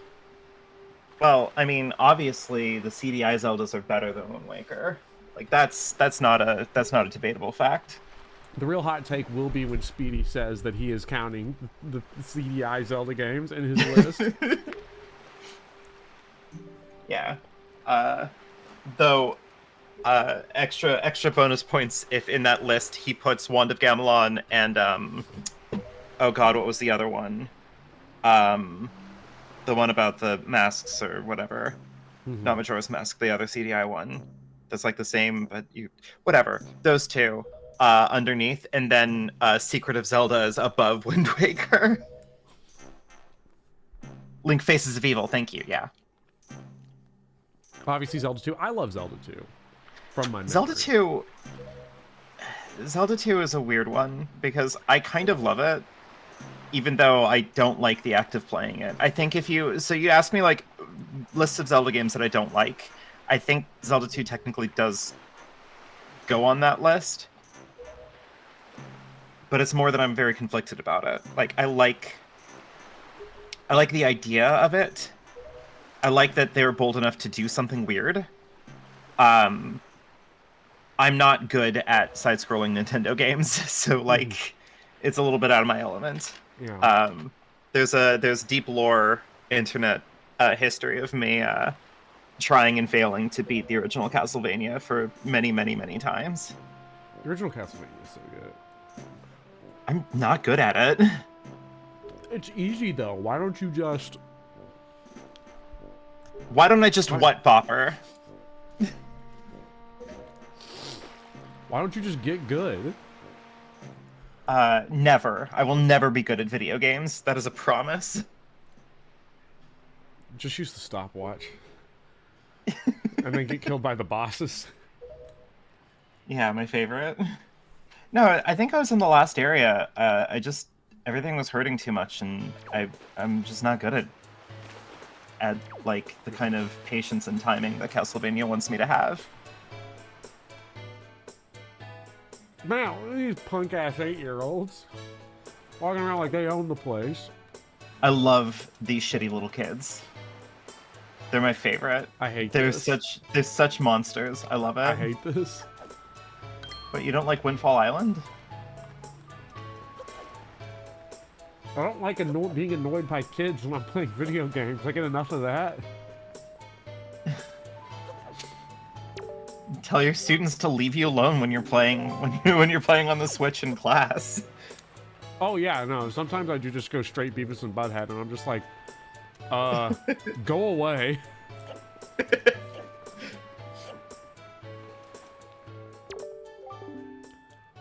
The killer bees. Buzz, yeah, Buzz. Yeah, I'm gonna kick all their asses. Link is about to enter his schoolyard bully phase. Can you like shut up? Can I get a 3-week extension on that essay? Shut up. Go away. It's like, can you revise my essay for me? We're like closed or something. Link is the scary 5th grader at the playground. Yeah. Also, hi, Speedy. I didn't say it before, but hi. I just got completely washed by like the discourse of what's a bad Zelda game because of Speedy's inflammatory comments, which he probably agrees with. That Wind Waker's the 3rd worst. That seems very hyper specific to that seems too hyper specific to just be a random thing to say. But I got completely washed on like where my eyes were supposed to get drawn for where I was supposed to go on this island, on Windfall Island? I don't think they gave you anything specific. I think you're just supposed to vibe. Maybe I should actually talk to people. That might be an answer. Look. Oh my god. Listen to my... Ew, gross, no. My sweet, sweet daughter. My only daughter. Poor Maggie. She's captured by a bunch of villains and is taken to the Forsaken Fortress. Oh yeah, about that.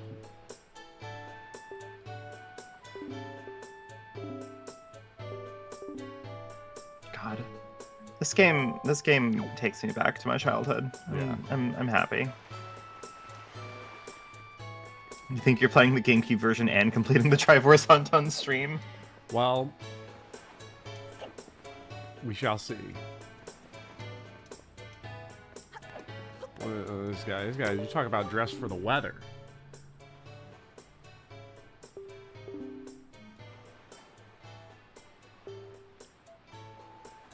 The weirdest thing is, like, I definitely have beaten Wind Waker like 2 or 3 times, so I've had to have gone through the Triforce Hunt a lot.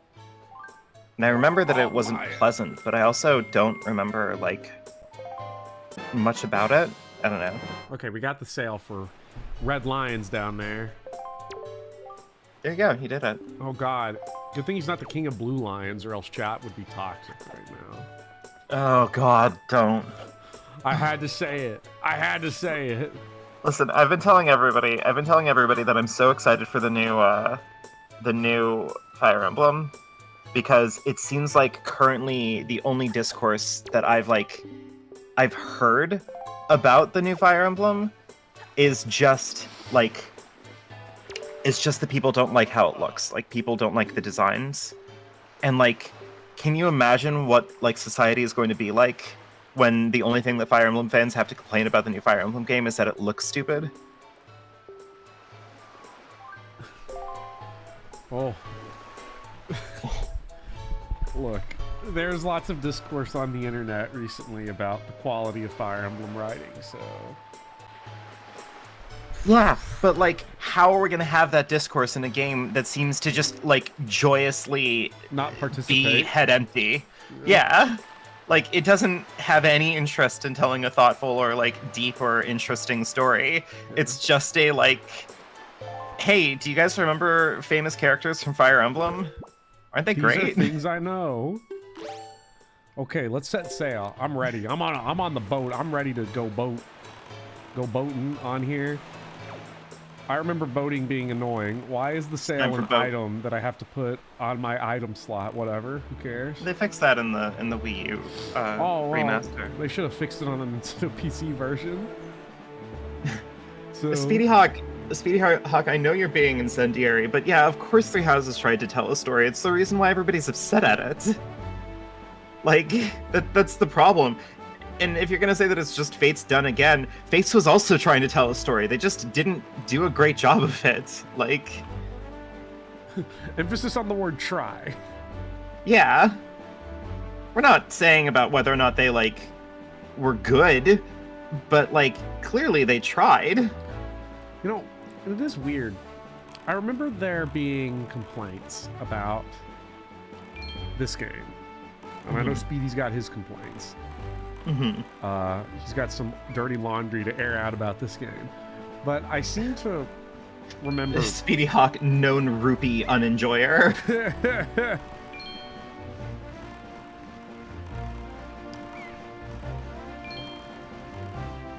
I seem to remember a lot of complaints for like these games starting off very slowly. This game, Twilight Princess. It is actually kind of amazing how quickly this feels like it's starting. When I'm used to games to like a lot of recent games take forever to like let you gameplay, and like we've barely gameplayed. Yeah, you've been streaming for like what, like 2 hours? Not even that. Speedy's just hating because Popper killed Setsuna and Rev. I'm hating for that reason. Man, that was so sad. And Setsuna wept for their no more worlds to conquer. I mean, look, I'm just saying that if the Spartans had Setsuna in their army, they would not have got whooped by Alexander the Great or the Persians or whoever it was. I don't know who killed Sparta. I'm just saying. I think Zack Snyder killed Sparta. I don't know. Damn. He must be old. Hey.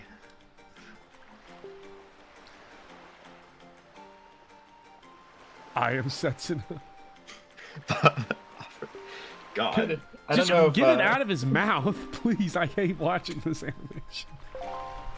I don't know if you watched Action Button's latest video on Boku no Natsuyasumi, but he was talking a lot about the name, and he's like, you know, people would try to like you could translate the name to My Summer Break, but like how many video games have titles that are set in first person?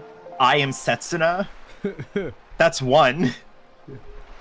Next is It's Alan Wake, not It's a Me, Alan Wake. Hold on. 3/4 time, 4/4 time, man. I need musicians and chat. Yeah. Okay, let's. I'm a musician. What do you mean? Oh shit. Oh fuck.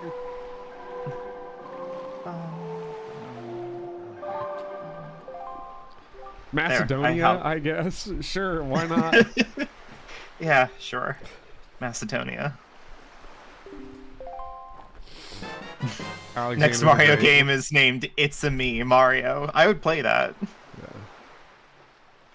Could you imagine a Mario game done up in the style of Alan Wake? Like it's just like a deep dive into Mario's psychology. Well, you know, Mario's that's another Nintendo series that like I tried going back to and I just couldn't. I could go to a Galaxy, I could. Nothing about Sunshine worked. What? I love Sunshine. Did. I love the look of that game. I love the sound of the game. At least in the 3D All-Star version, I just could. It was not playable for me. I was like, oh my god, this sucks. Which I'm sorry to hear it. It's gonna get me some degree of hate, I am sure. Mail center. Whose dumbass idea was it to build a post office over there? Don't worry about it. What do we gotta do? This guy doesn't like a Mario. God damn it. Hopper, do you and Speedy have like a feud going on? Is that what we're picking up on? Do I? Hold on. This guy doesn't like a Mario game? Boo. Well, look, I get bonus points because I like Mario and Rabbids. Both of them. Oh shit, you do. You like Mario and Rabbids. I love Mario and Rabbids. And I played Sparks of Hope. I love that the difficulty selection in that game is just a vibe check where the voice acting, I couldn't believe there was voice acting for one thing, and I couldn't believe they didn't bring back the Sunshine voice cast. Damn. Where they're like, well, do you think this is going to be tough? And if you like select the option that's like, I'm going to shit my pants out of fear, then you get hard mode. If anyone dislikes a 3D Mario, it's usually Sunshine. I dislike 64 as well. Yeah, I feel like the more common one. I don't know. I've heard a lot of people who like dislike Galaxy. People give Galaxy a hard time. Who gives Galaxy a hard time? Well, like Barry Kramer, but you know. The problem for me, honestly, with both of those games just simply comes down to technical issues, and it's hard to go back to games with cameras that are that difficult to maneuver, because it's hard to break the muscle memory of like the PS3 360 Switch era forward where cameras just work. Yeah, like, it's hard to go back to an era where cameras just didn't work. And I don't know which game did it. I don't know which game was genius enough to go like, what if we made the right analog stick the one where you can control the camera however you want? But like whoever did that like set the standard for camera work for a million years.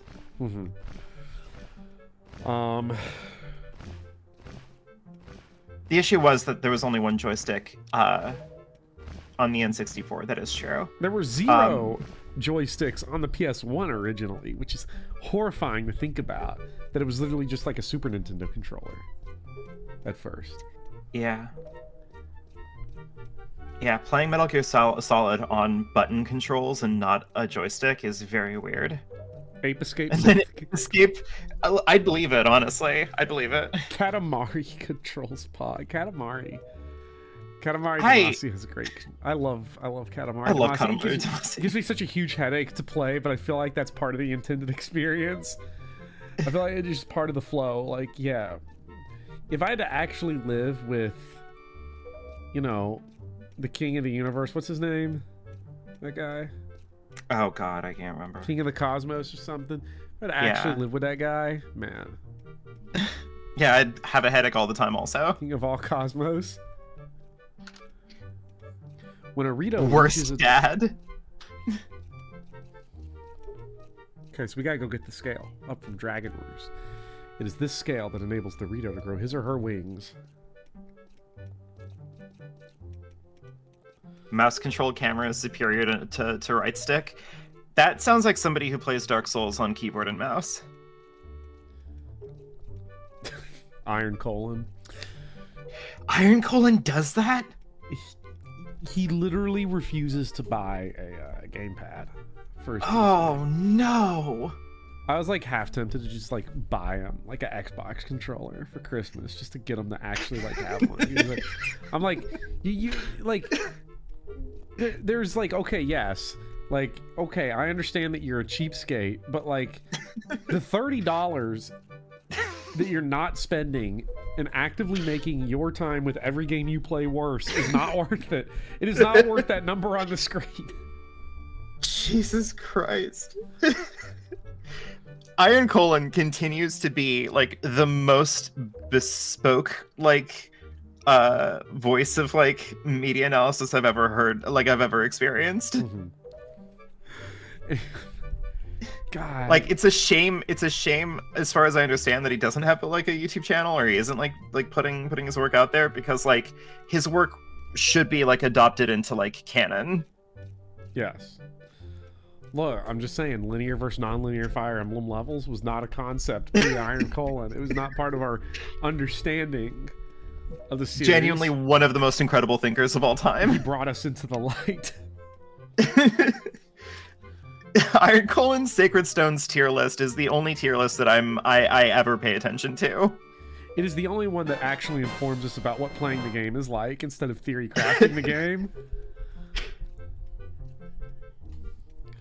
Okay, so I like how we've gotten multiple items that are item pouches, but nothing For other to items, put yeah. in the item pouches yet.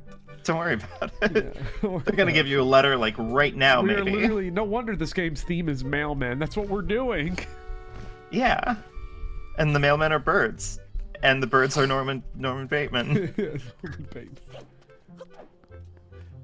Who wants a joy pendant? I love joy pendants. Fuck you. I don't actually mean that, Speedy Hawk. I'm just ribbing you. But, you know. Yes. And the answer is yes, me and Speedy do beef when it comes to Mario 3D games.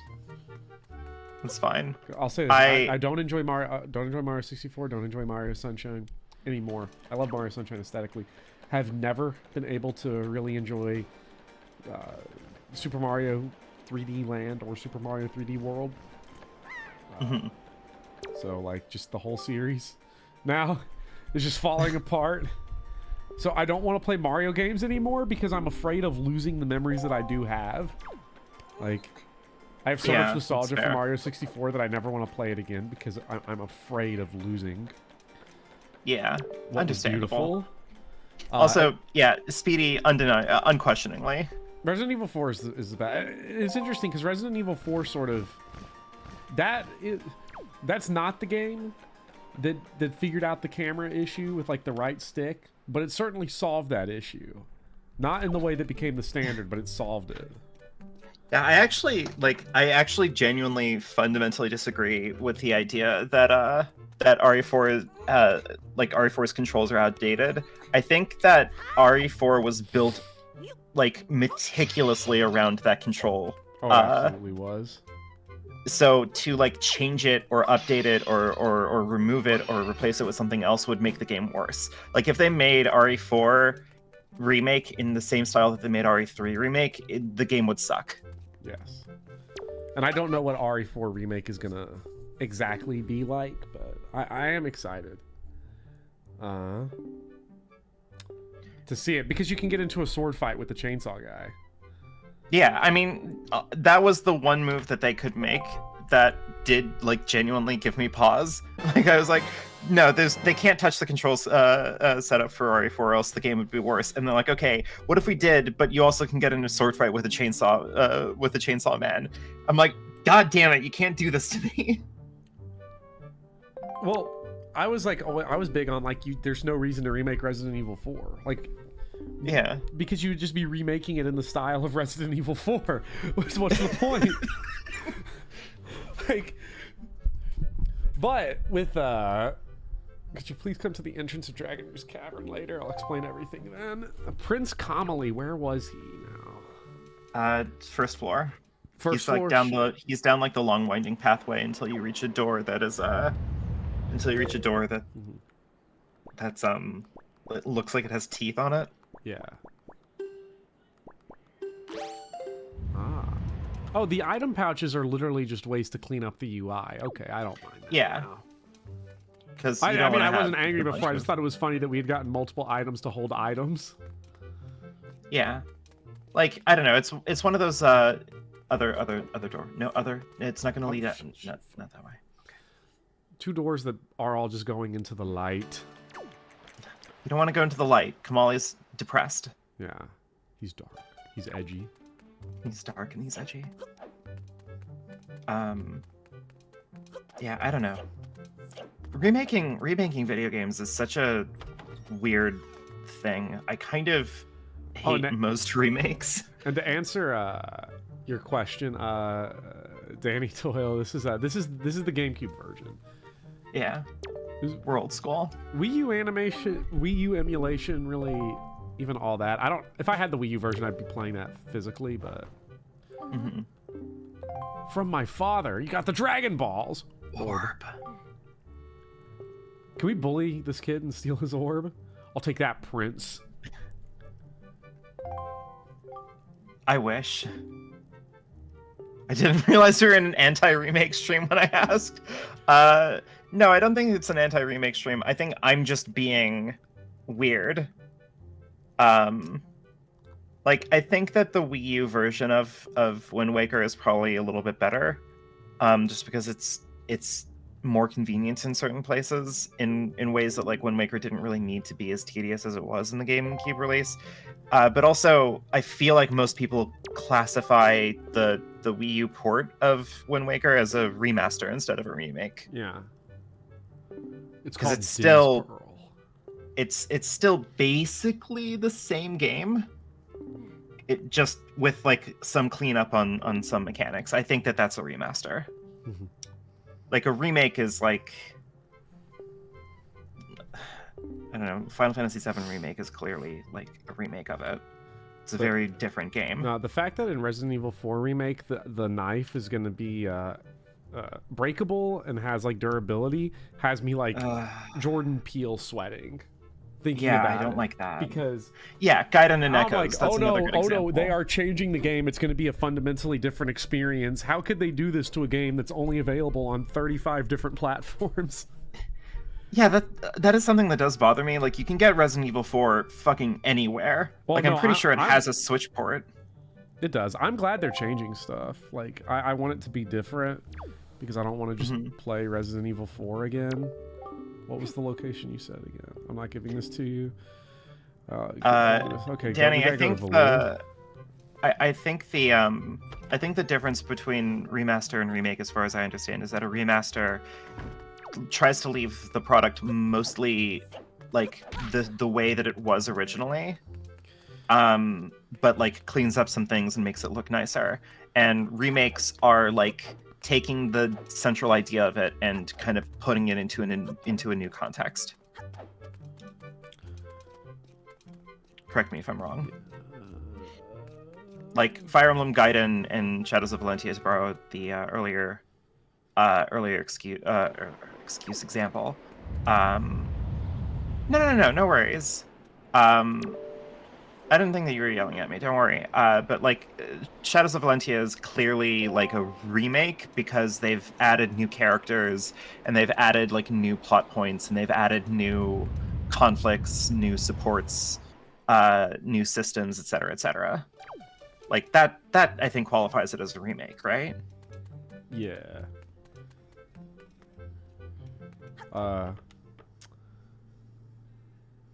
You mean they added a story? Hey now.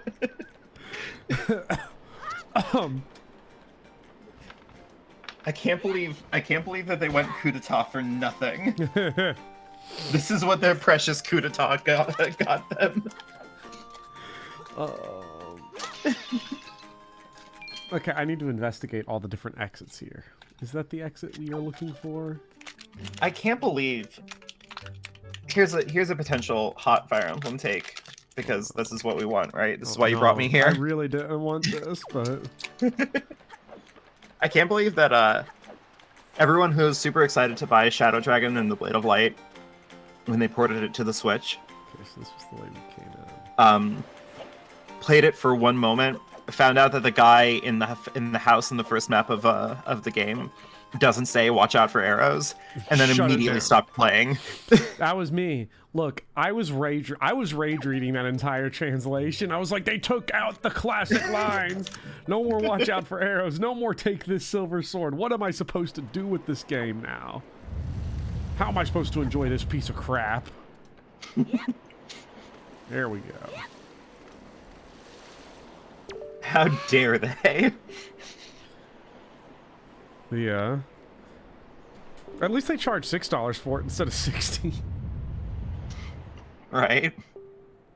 And then there would have been people on the Nintendo subreddit talking about how, well, actually, if you did let me check the inflation calculator real quick, because they're at 100%. I've been people saying like, well, the game released in 1990 for $50, which would mean they could charge $114 now, and I think that would be completely fair. Here's a hot take. They should have charged $114. I'm just saying it. They should have charged $110 for Shadow Dragon and the Blade of Light on Switch, and I probably still would have bought it. To be fair, here's a hot take. Inflation is just an excuse for corporations to take more money from you. I'm sorry. It is. Could you imagine? They try to make it. What, $114 for a port of a Nintendo game onto a Switch? See, they're smart because like they kind of scale it up slowly over time. It would be something else if a game that was 40 years old just dropped for $120 right now. God, the sheer audacity of it. It is $120, what game? And then you download it and it's like 8 kilobytes large. That's wrong. Inflation is also a genre of Sonic fan. I work at Wizards of the Coast. Is Wizards of the Coast, is that Dungeons and Dragons people? Don't they charge like $1 million for their stuff?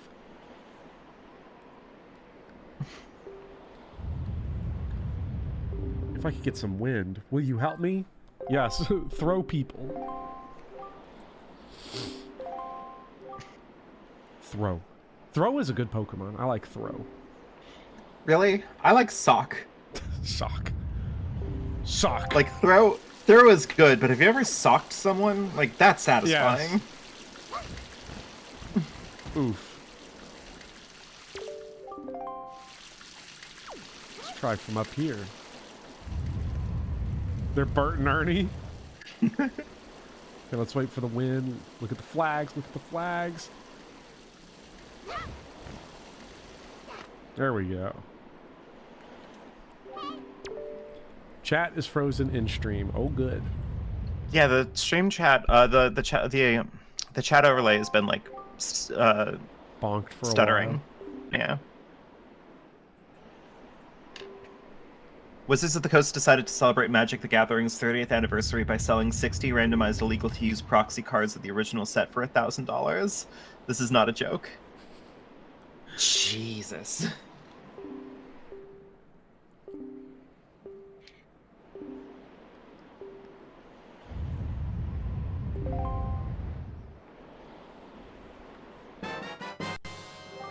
Empty bottle.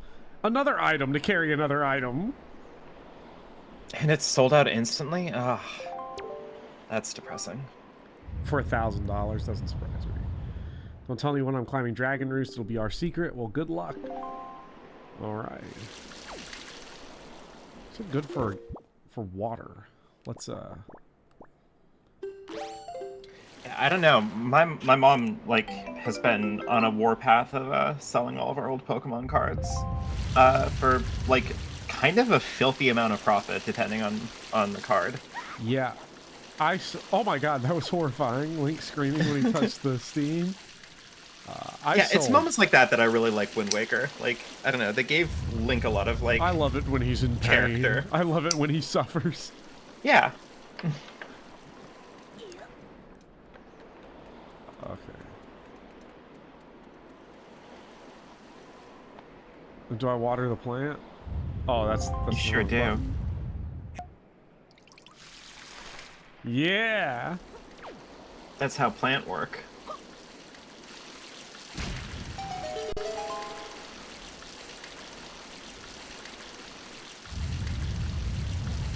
I cannot believe they had the guy up there who was like, I can't believe that the water has completely dried out. And they just let a rock sit on their geyser and they did nothing about it.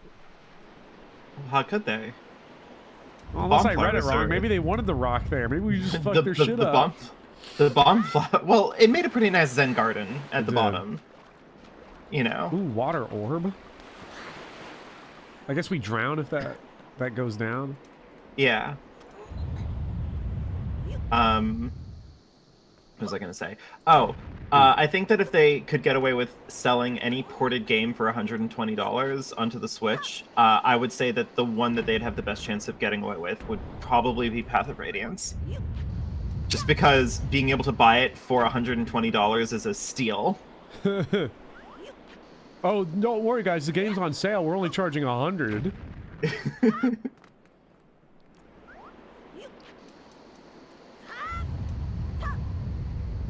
The original Super Mario Bros. For $200. When, like, you could get an NES copy of it for $4. Yeah. Or, you know, you can download it onto literally any computer, Yeah. any phone. Probably most household appliances could probably run the original Super Mario Brothers. Yeah. I know that I didn't want to forget about this. I was close to it, but in chat, Radiant Historian Jess had noticed that noted that Midnight Cowboy is playing Resident Evil 4 for the first time. I did not know this fact. I Wait, was unaware what? For of the it. first time? For the first time. For the very first time, and I am. Talk to me more. I need to see this happen. You can only play Resident Evil 4 for the first time once, and it only gets better from there. Yeah. God, it's so good. Okay. Maybe when we get back, we can have some overtime. Sorry. No thanks, bro. Good thing you landed on your butt. Yeah. I knew you'd be fine if you landed on your... There's just something so, like... I don't know. There's just something so perfect about, about RE4. Your right hand Also, comes off. I am misquoting some of it. I'm sorry. Yeah. I don't really remember the last line about overtime or whatever. Like, I know the line, but I can't remember how it goes. Yeah, I can't either, so don't worry. Right hand comes off. Where's everybody going? Bingo. Bingo. It'll be interesting to see what the remake chooses to do with that, because they can't say it again. Like, they just can't. Because you really couldn't do it again. Yeah, like, you can't rebottle that lightning. No. No matter how many items they give you to carry items in this game, you're not getting that one back. Yeah. So I was blocking with the shield on that. That's fucking bullshit. This game is bad. Fucking bullshit. Fucking bullshit.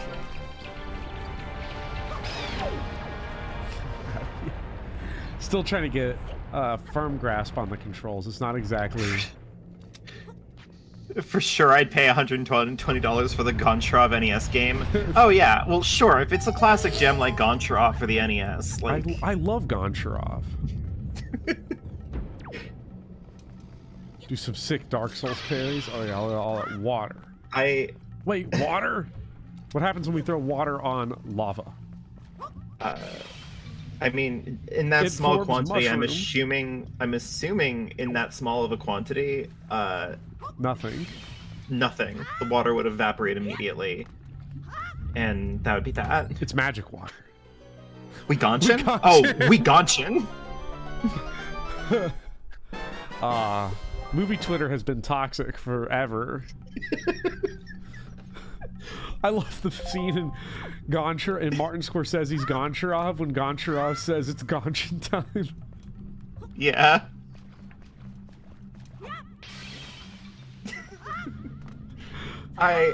Okay, so there's a rumor, or not a rumor, there's a TikTok that seems to rip.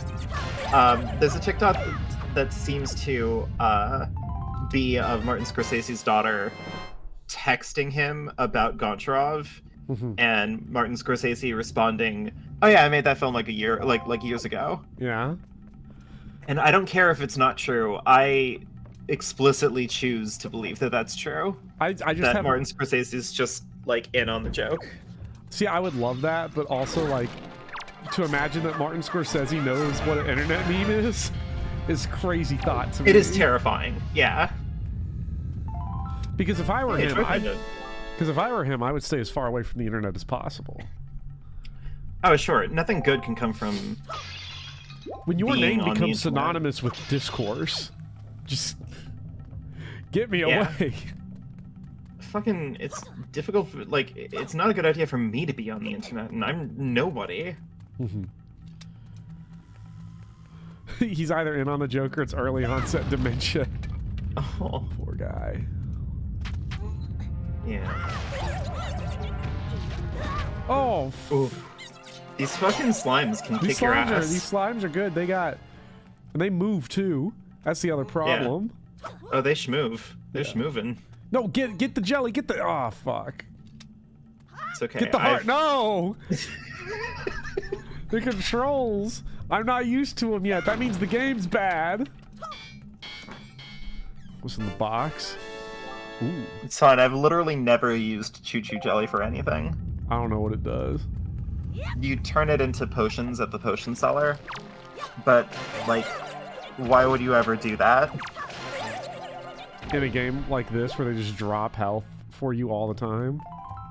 I mean, also, like, you can bottle a fairy, and a fairy will revive you when you die, so, like... This is true. Oh, my money's in the lava! Spotting the Twilight Princess was designed in response to the game's sales performance buffer. How did Wind Waker sell? Oh, shit. It didn't sell well.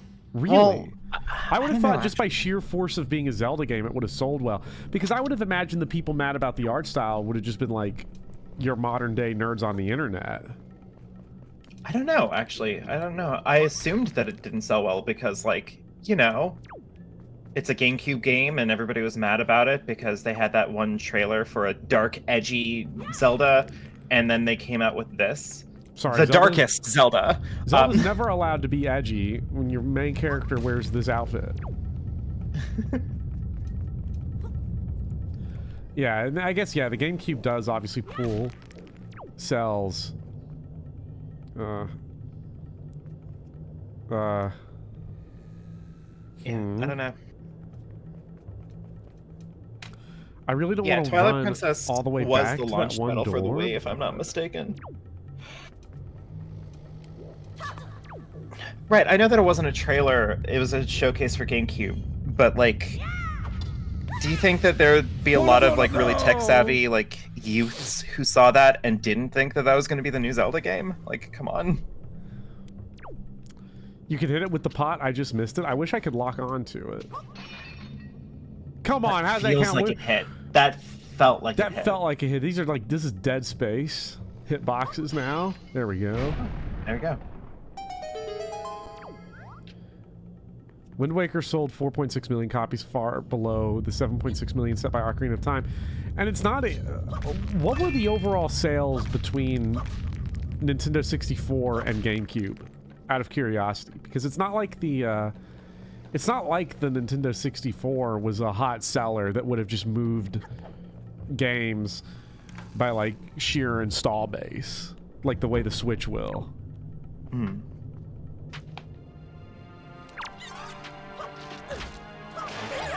Which is a shame, because the GameCube is significantly better than the N64, which I think...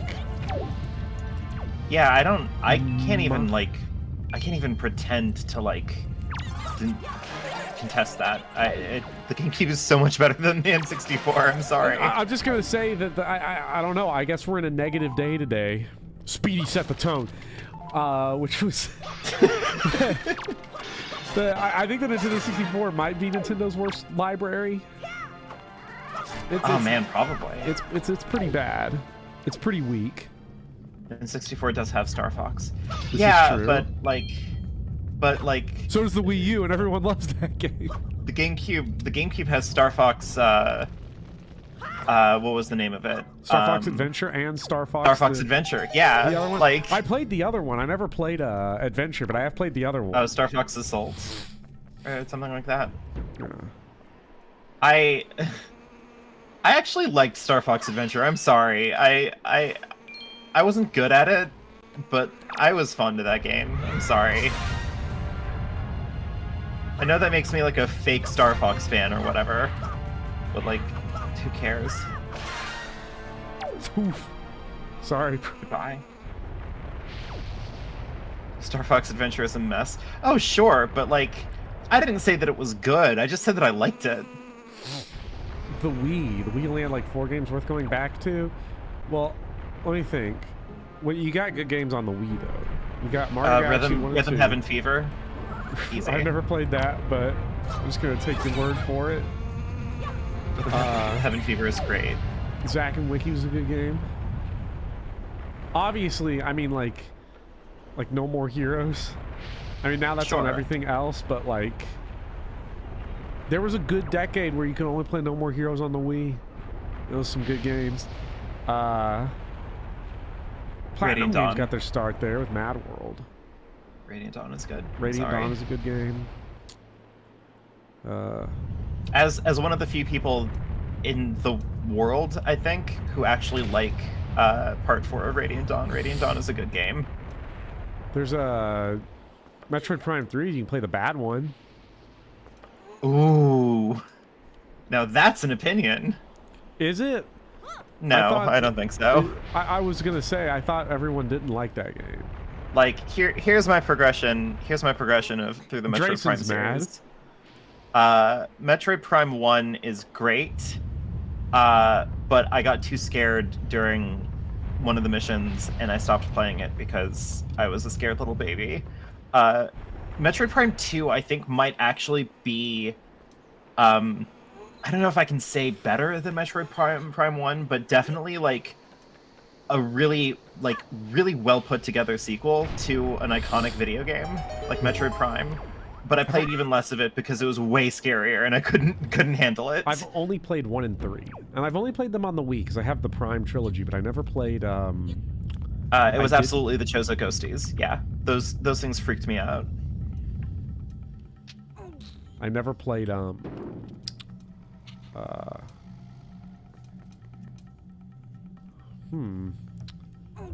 think I did this puzzle wrong. I might have to reset it. No, I think you got it. Oh, yeah, I did.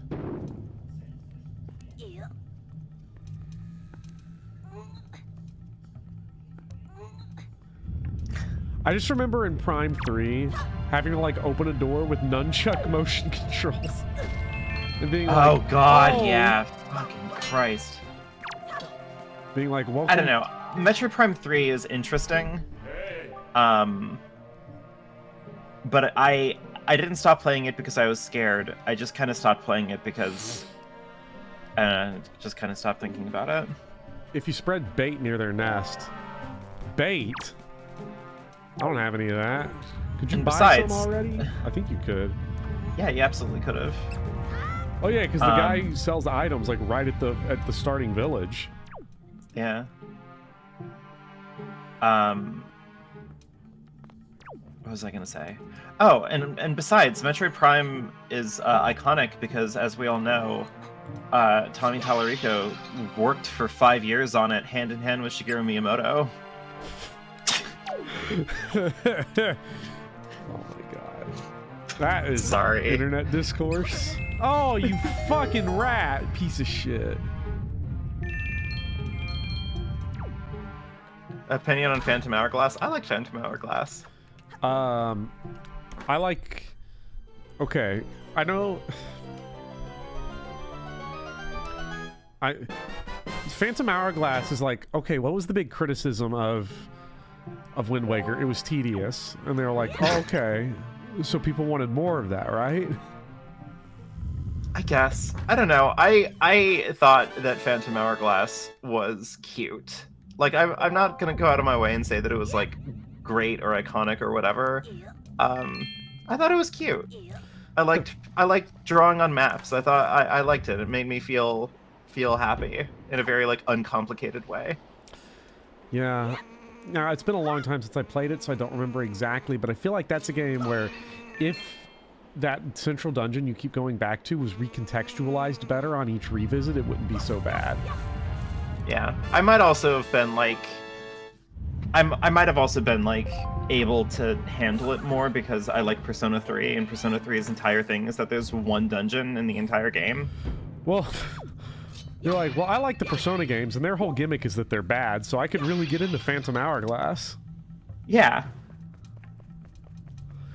The, I actually have, for whatever reason, I polled in the, in, like, the which Zelda game do I play poll. I had Spirit Tracks and Phantom Hourglass in there. I don't know how I would actually go about playing them, though. Yeah, I have no idea. What the fuck? I like Minish Cap. Genuinely, unironically, I think Minish Cap is a real great. Minish Cap is pretty well liked, I think, from what I've seen. I don't know if there's like a patch for Phantom Hourglass or Spirit Tracks to make it playable on Nintendo PC. Is the issue? Yeah, because like they Touchscreen monitor. they used every single little tiny bit of functionality that they could squeeze out of a DS. Yeah, so I pulled them, but I don't even know if it would really be possible to ever stream those two games without getting a 3DS capture card. Hey, has anybody got $300 they want to super chat real quick? Yeah, seriously. Hot Gamer Take is the Tartarus is a better dungeon than any dungeon in Persona 4 strictly because of the atmosphere. I'm working on a Persona 4 video and a Persona 3 video. I will talk about this, but Drayson, largely, I agree with you. Most mind-blown Zelda moment was when one of the puzzles in Phantom Hourglass wanted me to close the DS. Yeah, I remember that one. I like that. Again, listen, I don't want to say that I'm easily amused by, like, gimmicks, but I was very easily amused by gimmicks when I was playing Phantom Hourglass, okay? I was a kid. Leave me alone.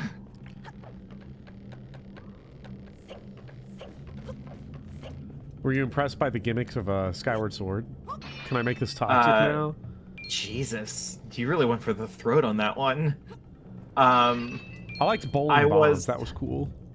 I was almost amused by the gimmicks of Skyward Sword, but the problem is that Phantom Hourglass's gimmicks like worked. Like you could draw on the map, and then the map would be drawn on. Like that would happen. I don't know how much people love Skyward Sword. Skyward Sword, I would try to swing my sword in one way, and it would not do that because motion controls on the Wii are bad. I distinctly remember how like there was this moment because Skyward Sword came out around the time that like I think I could be mistaken on the dates on this, but I feel like 2011. That was around the time where you started getting like PlayStation Move and like Kinect on the Xbox. And it started to really feel like, okay, yeah, motion controls, this is like the permanent future. And then like with Skyward Sword, I remember distinctly like playing it, and it was like, this is what we've always wanted. I've always wanted to swing the controller and have the green guy on the screen do the same thing. And then when I actually did it, I realized, like, oh my god, this is not what I wanted. This is awful. Like, Red Steel, the promise of Red Steel was a bill of goods. Okay, but swinging, like motion control based, or at least like intimate control over your sword swinging mechanic, that worked in Metal Gear Rising. What? Metal Gear Rising, you have that mode where you get to like time slows down and you get to swing your katana the way that like in whatever direction you want. Wait, So you could like with the hack motion off control? specific people. Well, it wasn't with motion controls. Okay, well I was talking about the motion control specifically. Well, okay, fine. Yeah. Treasure chart. I guess I just wanted to talk about More Metal Gear Rising. Gear. Listen, sometimes you forget things when you're making the mother of all omelets, okay?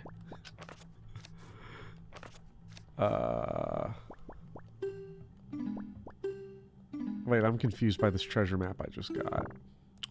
Oh, it's in your maps. Oh. This chart shows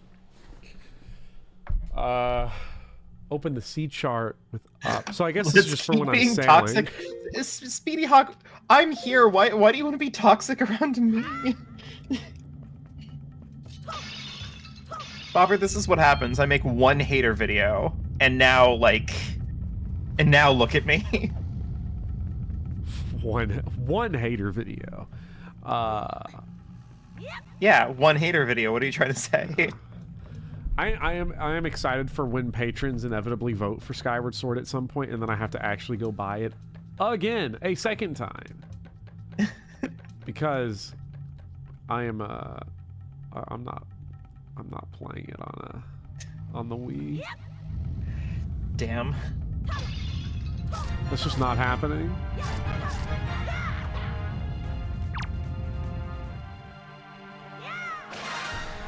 Talk about how bad Wind Waker's dungeons are. I guess I'll find out. You're blocked. Don't talk to me. Yeah, open it on the ocean. On the ocean. I can't wait to set sail, but man. Ooh, I want to throw water at the demon centipede from Oh god, these guys freaked me out. Dark Souls. With the eye, like, god, they're so fucking horrifying. He just lived that shit. He just tanked that. Oh my god, what a He dude. lives in lava. He's a lava boy. Oh.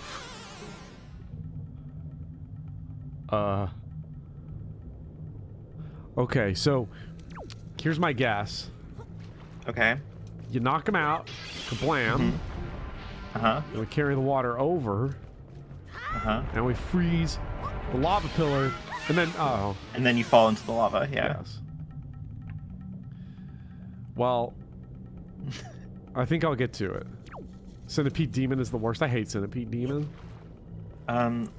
Best dungeon design, or best dungeon in 3D Zelda. I like Spirit Tracks. I just wanted to say that. Spirit Tracks say it count as earlier. 3D Zelda? No, I just wanted to say it because someone asked earlier.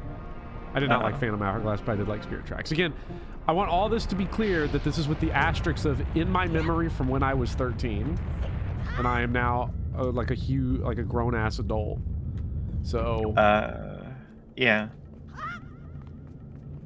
As a teenager, that's what I thought. Fair. I wonder how many people in chat was this like the first big series where it was like you got into, because I remember like obviously as like a little kid playing like Mario and everything, but this felt like a jump. I remember playing like Twilight Princess and stuff, Ocarina of Time. Oh yeah, like for 13, sure. It felt like a jump in like maturity, like at age level. Like I am older now. Like I know these games are not mature, but like those games, well, Twilight Princess pretends it is. Just throwing that out there. Tim. Don't you love it when the puzzle is literally just throw bomb at rock? I really do. but mostly just because I think it's satisfying when the bomb explodes the rock. Valoo up there screaming sounds like the roar that the T-Rex had in Walking with Dinosaurs. That's very specific. Yeah, it is. Xenoblade was your jump?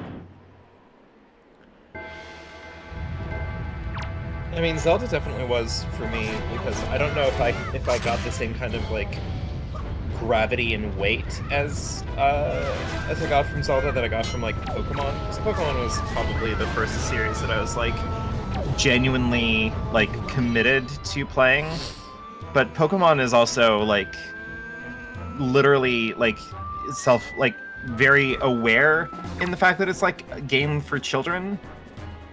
Like, nothing serious is ever going to happen in Pokemon. I'm sorry. No. And if you want there to be serious Pokemon games, that's cringe. I'm just going to say it. It's a game for children, and that's okay. Yeah, it's fine to be that. Clearly didn't play Scarlet and Violet. I have seen 2 different people beat Scarlet and Violet already. I know everything that happens in it. It's fine, but I wouldn't call anything that happened there like genuinely like complicated or difficult or like mature. I don't know. It's mature in the way that like Steven Universe was mature. Like less so, even arguably. Like it was treating like I don't know. It treats an issue with a level of maturity that like a lot of like very popular children's fiction don't like, or at least like conventional children's fiction feel like worry that kids aren't going to be mature enough to handle, and it decides to like give you a little bit of time to like, you know, be in that. But like I wouldn't call that like maturity. I don't know. Yeah. I don't care about dogs then. It's the dog stuff is sad. I get it, but like I don't know what to tell you. Like you're not gonna have like complicated struggles with like complex like interlocking, you know, conflicting morals in a Pokemon game. Please don't either. Like... And don't do that. Please don't.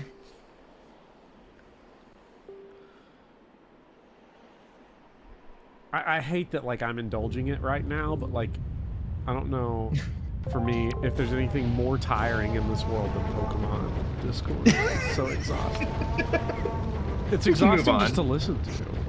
Like, I really want to move on. I just want to note that like I think I'd said on Twitter recently that Pokemon Discourse is like the wheel. It's just perfect. Because it's always predictable. It always does exactly what you expect it to. Like, and it never changes. Yeah. People on ancient Egypt Reddit back in 2000 BC were probably saying the same stuff. Like, God. It just doesn't change. It never gets better. It never and it always feels like people anxiety ridden over the fact that they're older now. Yeah. I had a video once that I took down because it showed my face a bunch, and I decided to stop doing that.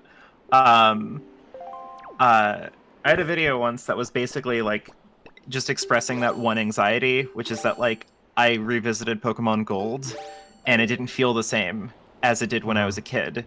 And, you know, that makes me feel nervous, right? Because like, how do you recapture what these games were to you when you were a child? And I think the answer is just that you can't. Yeah.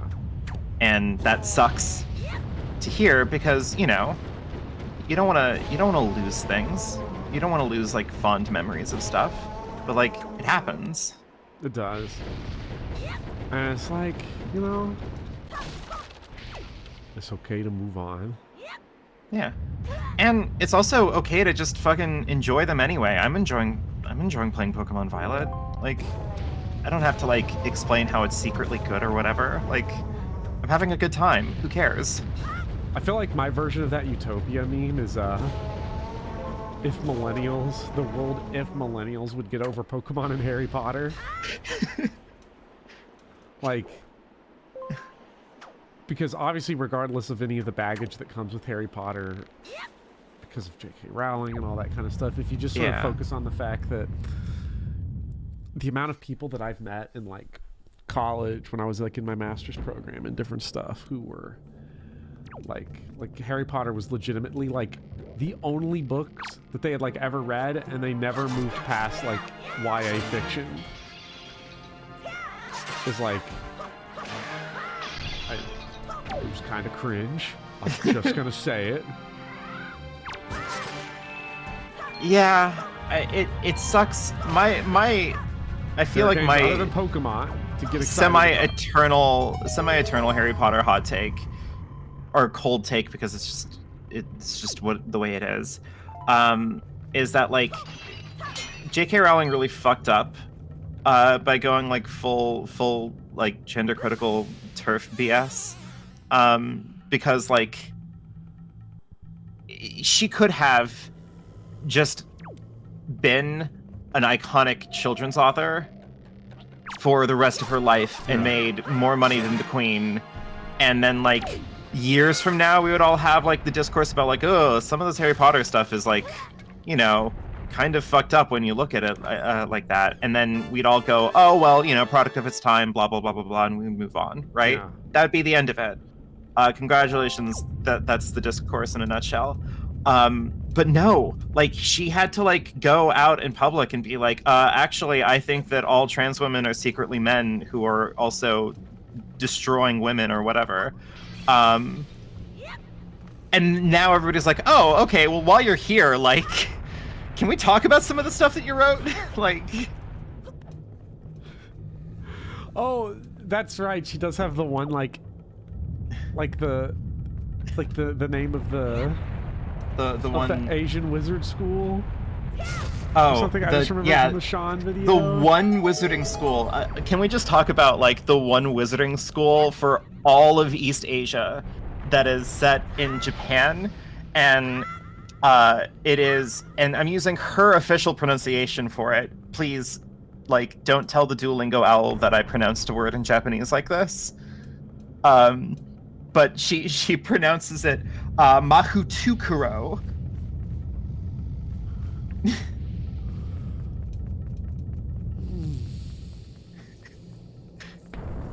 like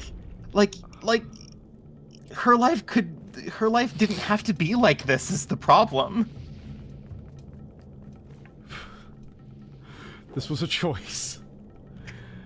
Oh god. Nah, my thing literally just comes down to the beginning and the end of it is fucking read other books and like. Yeah, please do. I'm not gonna say like grow up because that sounds like elitist. Fuck it, we're on the internet. Grow up. Grow up, not in like the insulting way of like you're infantilizing yourself, but I'll give like expand yourself. Don't just give you all like a. I'm just thinking about how irritated I was, only being able to talk to people like who were. This is just my eternal rage. This is just me airing out my laundry of my irritation from being in college, where everyone was just like, I just read like I'm reading Harry Potter for the 12th time. The most advanced book I've ever read is The Lovely Bones. Okay, sure, fine, whatever. Go to a... We had a class. There was an elective that we could have taken that was like called like it was like something like how to teach through like YA literature, and I remember just like hearing about it, and it was literally just an echo chamber to tell people like it's okay that you don't read and want to teach English.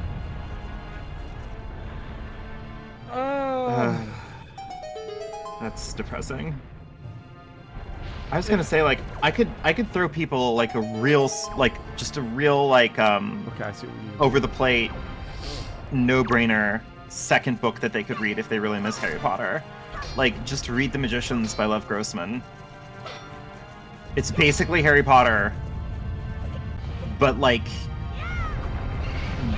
just with like a little bit more happening into it. Like you can, I don't know.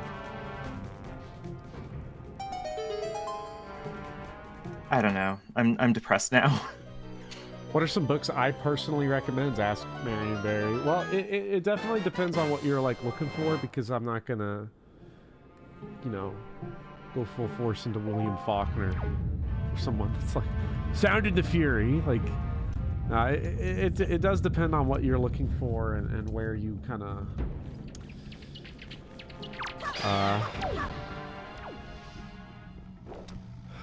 I guess it isn't so much reading level that bothers me. It's just find some new shit. Yeah. Like use the opportunity that you live a life that goes linearly across time as an opportunity to experience new things.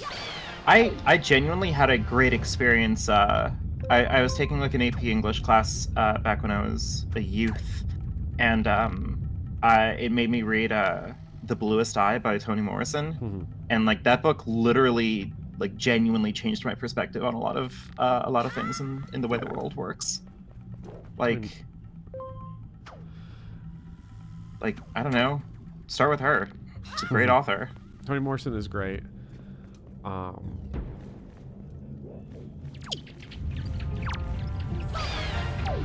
I did not read a book for like a year after I finished my English degree specifically, because like that made me hate reading. I will say that. Not because I hated the things that I read, but because I hated like the process of reading all of Robinson Crusoe in a weekend. Just not. Yeah. Yeah, I'm kind of burned out on reading also, but for a much worse reason. I've been going through law school, so all of my reading for the past 4 years has been like case briefs and like legal doctrines and shit like that. And like, if that doesn't burn you out on reading, then congratulations. You have what it takes to be a lawyer. Yeah. But it burned me out on basically everything in my life. So like, I don't know what to tell you. There's also, unfortunately, there's just a lot of books. And I'd say a lot of the classics. Many of them, you just have to be older. You just have to be older. Because there were a lot of books I read for a high school or for freshman, sophomore level college where I hated them or I didn't enjoy them. I was like, what's the big deal? I came back to them way later and liked them a lot. Wuthering Heights was one. Oh, yeah. Like, I hated that in high school. And then, like, coming back to it as, like, an adult, I realized, like, this shit's fucking great. House of Leaves, you can tell people, no, it's so good, it's a book for people who hate reading. House of Leaves is good. Although House of Leaves a little bit is kind of like an experimental book that, and I don't know how I feel about these kind of books or types of work of art in general, where there's a lot of cutesy stuff that's designed to be like self-indulgent on the reader's part or the viewer's part. Like, I noticed a heartbreaking work of staggering genius. Yeah, because unless I'm mixing it up, House of Leaves is like the experimental one where the cover is cut off by like a little bit, by like 0.3 inches. I can't remember. In the book, there's like this house that has the perimeter mathematically doesn't work by the exact amount that the book cover's cut off. Doesn't actually add anything to the book except for your own self-satisfaction for knowing that. Yeah, like the novelty of it, I guess. Yeah. Also, Sneaky Cake asks, opinion on Virginia Woolf. I'm scared of her. Sorry, this is my dumb joke. Yeah. Then we go straight into Eminem. Who?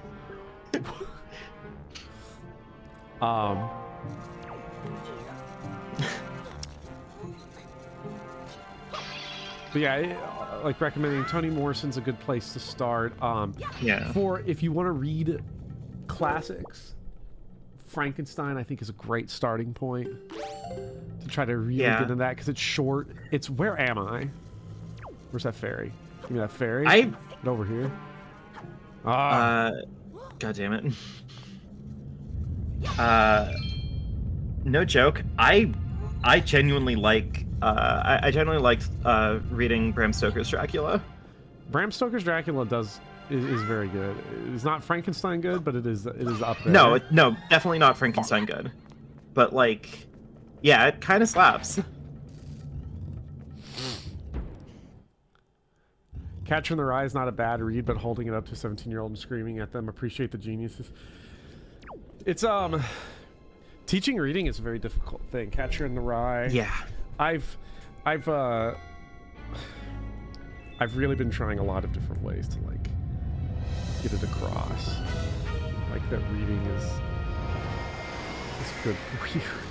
I think one of the biggest struggles, one of the most painful facts of reality is that like for whatever reason our brains are just wired in such a way where like reading is like the thing that most corresponds to increasing intelligence. Mm-hmm. Like, of course, this is reading in any capacity. Like, to be clear, any type of serious reading, fiction, nonfiction, you know. Yeah. Not like just hyper specifically the books that I picked for you on your. What do you... Okay, so he's gonna get his shit stuck in the ground.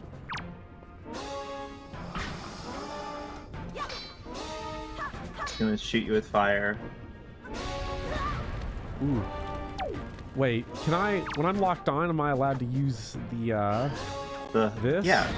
Oh shit. So like but it doesn't seem to be does not seem to work.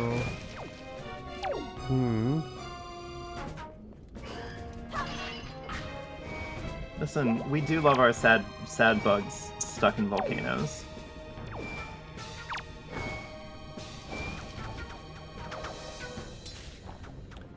Yeah, man. What's going on? Seems to be protected by some kind of armor.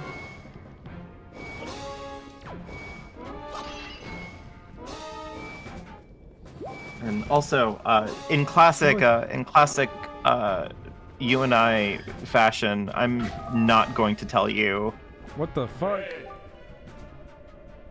I was trying to roll and then my testicle started climbing on me. When we got here, it started talking.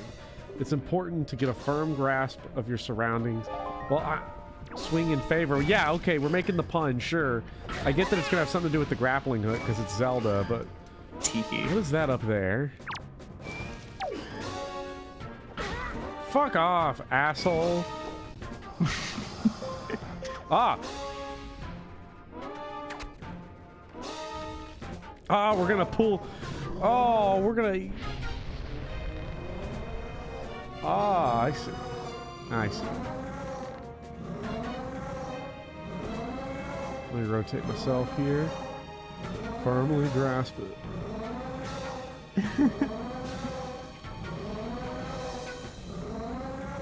Oh, he's gonna shoot! Ah!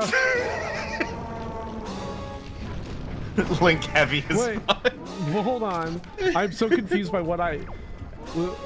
See, I'm not supposed to get to a platform up there. I'm just supposed to crack him. Yeah. I've never seen someone just sit there.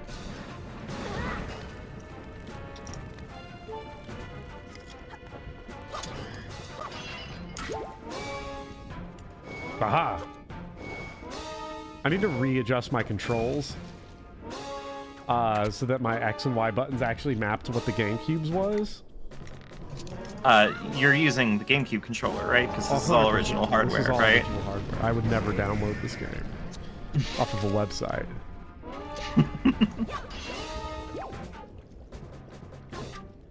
Perish the thought.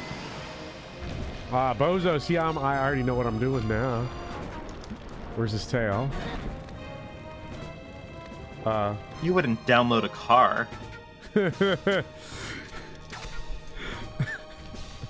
I still can't believe that was an actual anti-piracy, like, ad campaign. So genius.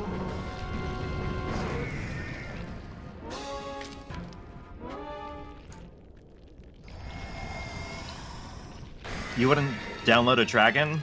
I mean, I don't know. I'm pretty sure that there's definitely people out there who have, like, 3D printed some bad dragons already, so, like...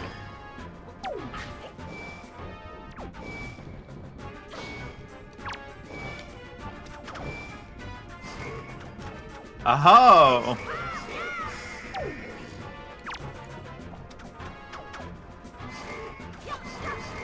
Giant eyeballs. A Nintendo staple. We love I our wouldn't giant download a car, eyeballs. but I would download cars. but would you download Cars, the villain of Part 2 of JoJo's Bizarre Adventure? Love that guy. He's out there somewhere. God. I finally finished reading Part 8 of JoJo's Bizarre Adventure. One day I'll get there. Ago. It was okay.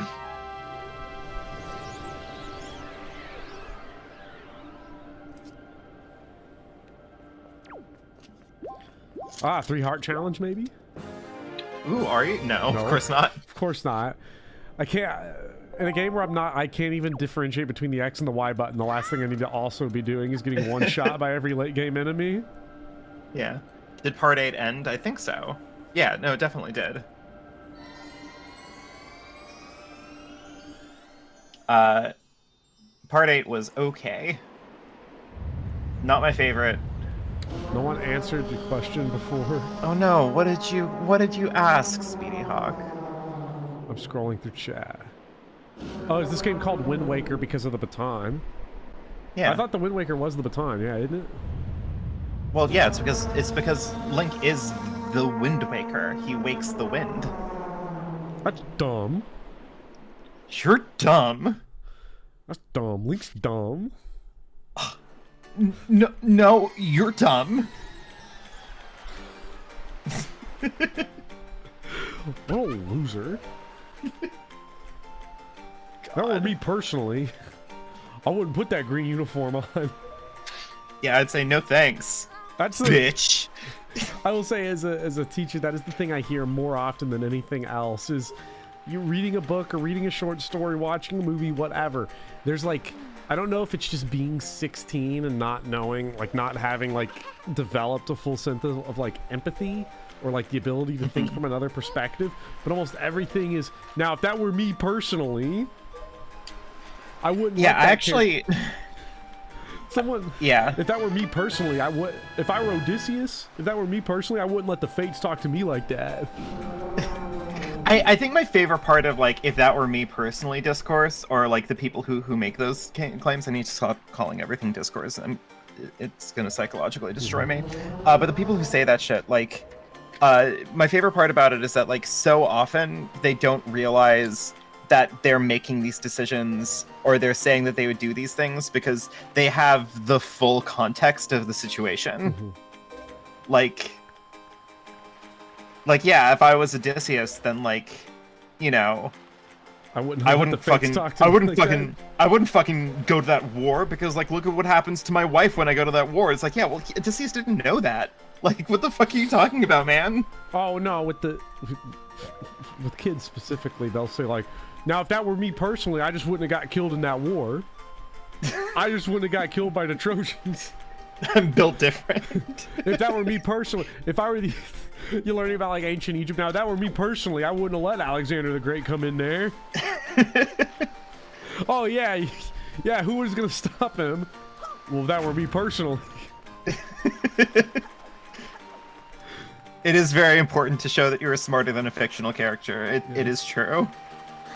Oh my god, I had like a Dark Souls moment here. I looked at the island and I was like, well, can't get over there.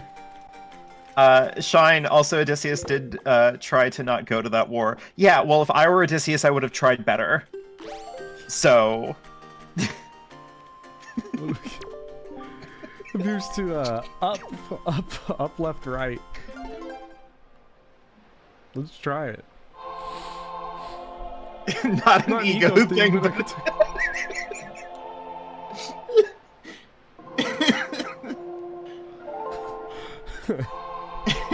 Alexander wept, for he saw there were no more worlds to conquer. Now, if that were me personally, I'd find more worlds. Yeah. You know?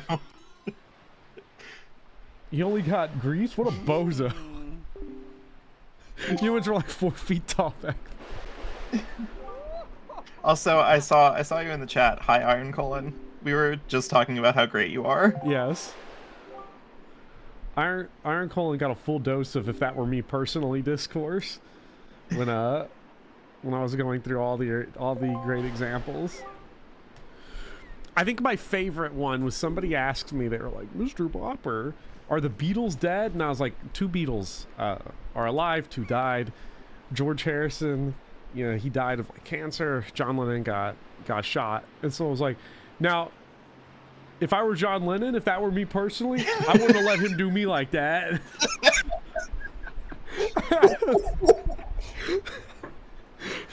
You know, me personally, if I were JFK, I would have boarded that. I would have boarded that car with a sniper rifle, and I would have counter sniped that fucker. Fucking 360 no scope that bitch. They do always go through the visual explanation of how they would have done it too. It's the great thing. If I were John Lennon, I would have looked at that guy's gun and just been like, "Get that shit out of my face!" And just worn a helmet at President's Parade.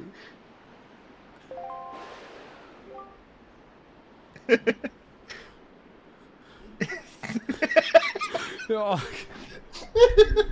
Hey, JFK was assassinated in Dallas. Skill issue. Jesus.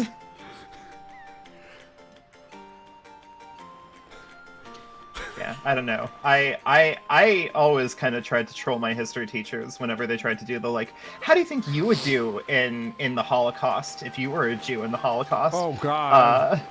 Did you not have history teachers in like middle and high school who said that to you? Because I certainly did. We like they made us run outside on the track and like said like to us afterwards like, yeah, you didn't run fast enough, you would have died. Well, I went to a weird school. The one I always remember is we had like an underground railroad lesson, and we had to. The teacher was like, here's what you have to do. As a class, the whole class has to get out of the school without being seen by anybody. Get out of the building without getting caught. Oh God. We ended up figuring out a way to get out, but. Hey. Also, Anita, yeah, I'm dead serious. Like, yeah, they made us like run outside and gave us like lists of like fictional people to choose who from them we'd have to like give to the Nazis to keep the ghetto alive and shit like that.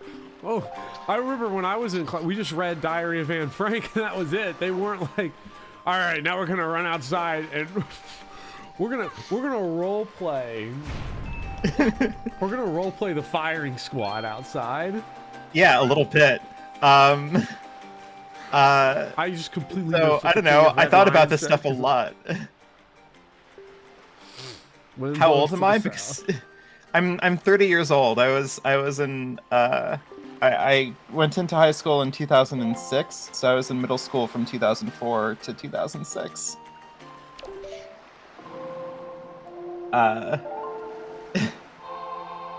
1944 theory crafting. We did the Underground Railroad thing at a camp, camp thing in 6th grade. I got shot. Oh my God. Hey. History is a challenging subject to teach. They really advise you against doing, like simulation stuff. Iron Colon asks, did I go to a school where they did the third wave like experiment or something? I don't think so. I think what happened is that like where I went to school, the district that I was in was a like predominantly like Orthodox Jewish community. So I think that like colored the curriculum. So they wanted people who are very passionate about like describing and imparting the horrors of the Holocaust on the students. That's my best guess. Either that or our history teacher was just like a wild son of a bitch. Like oh, this wasn't me, but I heard a story of a history teacher that just straight up came into school full dressed up in like Nazi regalia. Like, Jesus. That didn't happen until high school for me. That's not the response I was expecting. I grew up in New Jersey at the time. Okay. No one would have. And also, to be fair, the teacher wasn't the one who in high school was dressed up like in full Nazi regalia. It was students. They were leading a Nazi parade down the hallway. See, the Holocaust movie we watched in high school, because everybody watches a Holocaust movie in high school. Of course, everyone does. One we watched was The Pianist. The Roman Polanski one, which is kind of unfortunate. It's a good movie. Although, I do think one of my favorite interview moments in history. Roman Polanski friends with Jeffrey Epstein.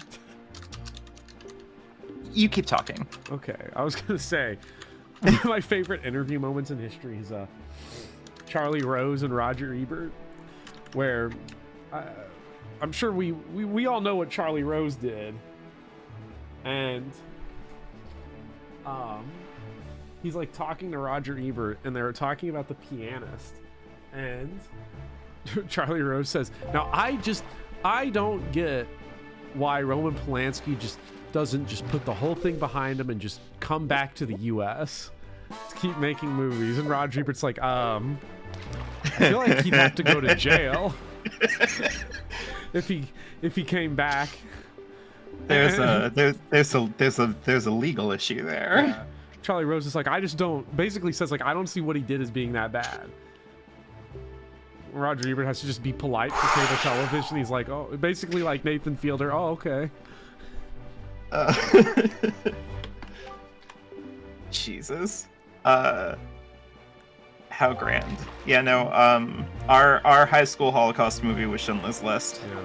And then again the aforementioned student Nazi parade down the halls. Termina asked the good question, which is how does one even have that? I assume the Nazi regalia teacher. That's the big, to me, that's the big thing. Why do you own this? Can I talk about that? Like, so your teacher came in dressed in Nazi regalia to like role play, like, oh yeah, the Holocaust, I guess I'm gonna come in as a Nazi, right? Yeah, well, this isn't me. This is one of my. I have a friend. Oh, it didn't happen to you, right? You had a friend who had this happen to them. So it was for a special history lesson, Your Honor. Well, the thing is there like a quick button for the map, or do I have to like go to the menu?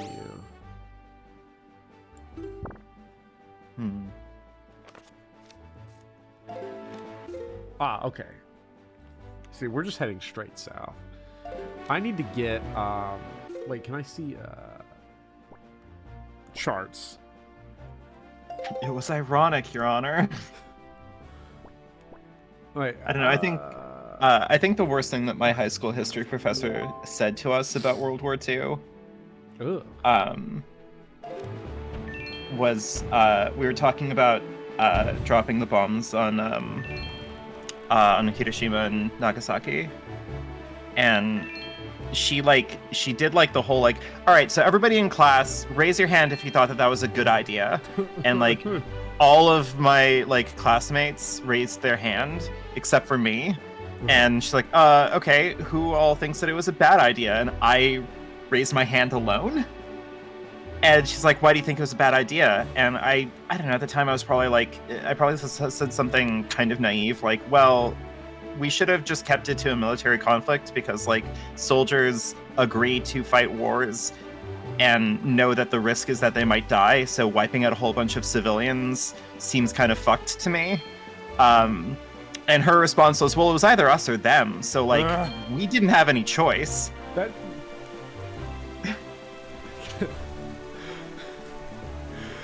That just reminds me of one of John Boyce's videos where he says like this predominant like atmosphere of like the Cold War, like 60s and 70s, was that everybody was afraid that Fidel Castro was just like sitting around in a military base somewhere with a big red button that said, I don't know, make them Georgia or whatever. Like the idea that we're It gets worse, by the way. I'm sorry, I wasn't quite done, because I pushed back on that, and I'm like, I don't think that I agree with that. And she was like, well, also, they didn't have civilians. They were all loyal to the Emperor of Japan. Like, they chose to have an emperor, so, like, why should we care about them? And I'm like, I don't think they did choose to have an emperor. I don't think that that's how an emperor works. Oh, okay. Could you believe that my history teacher then voted, at the time, voted for John McCain? Big dog. We got Yo, wait, is this our dude? Is this our dude? Is this the guy? Oh, is it? Put No, it I away. think this is just a random submarine. Oh, that's boring. Certified McCain moment. Now look, if that were me personally.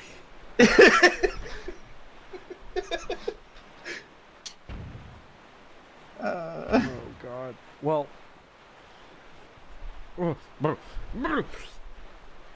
Sorry, No, okay, I'm sorry. I made this whole thing worse. So, okay, now I'm starting to remember why people said they don't like Wind Waker, because I like this. I like the ambiance. I like it. Feels dreamy.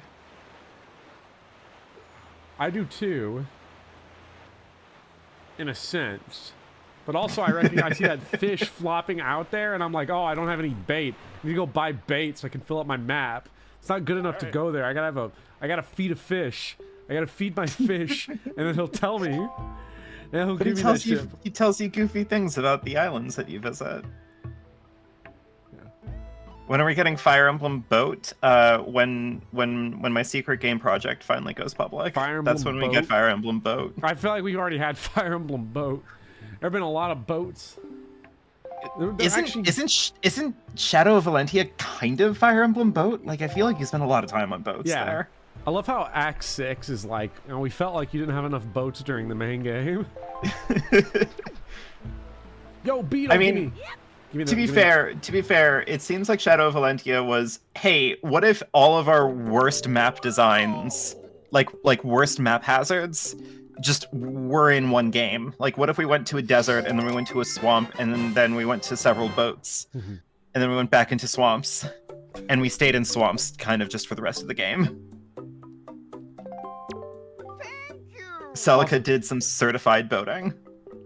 I know someone earlier said that they could not get off of the first island the first time they played, and they became a Beetle Gold member, running around so much. How much do you have to buy for that? Wait, 3 servings. Wait, I'm confused. So can I? How much bait can I buy? How much bait am I allowed to have? 9 bespoke pieces, but each each bait item is a stack of 3. Not just swamps, toxic swamps. Yeah, I meant. So I can have 8 of these. 9 stacks of 3. Yeah, because you have 9 slots in your bait bag.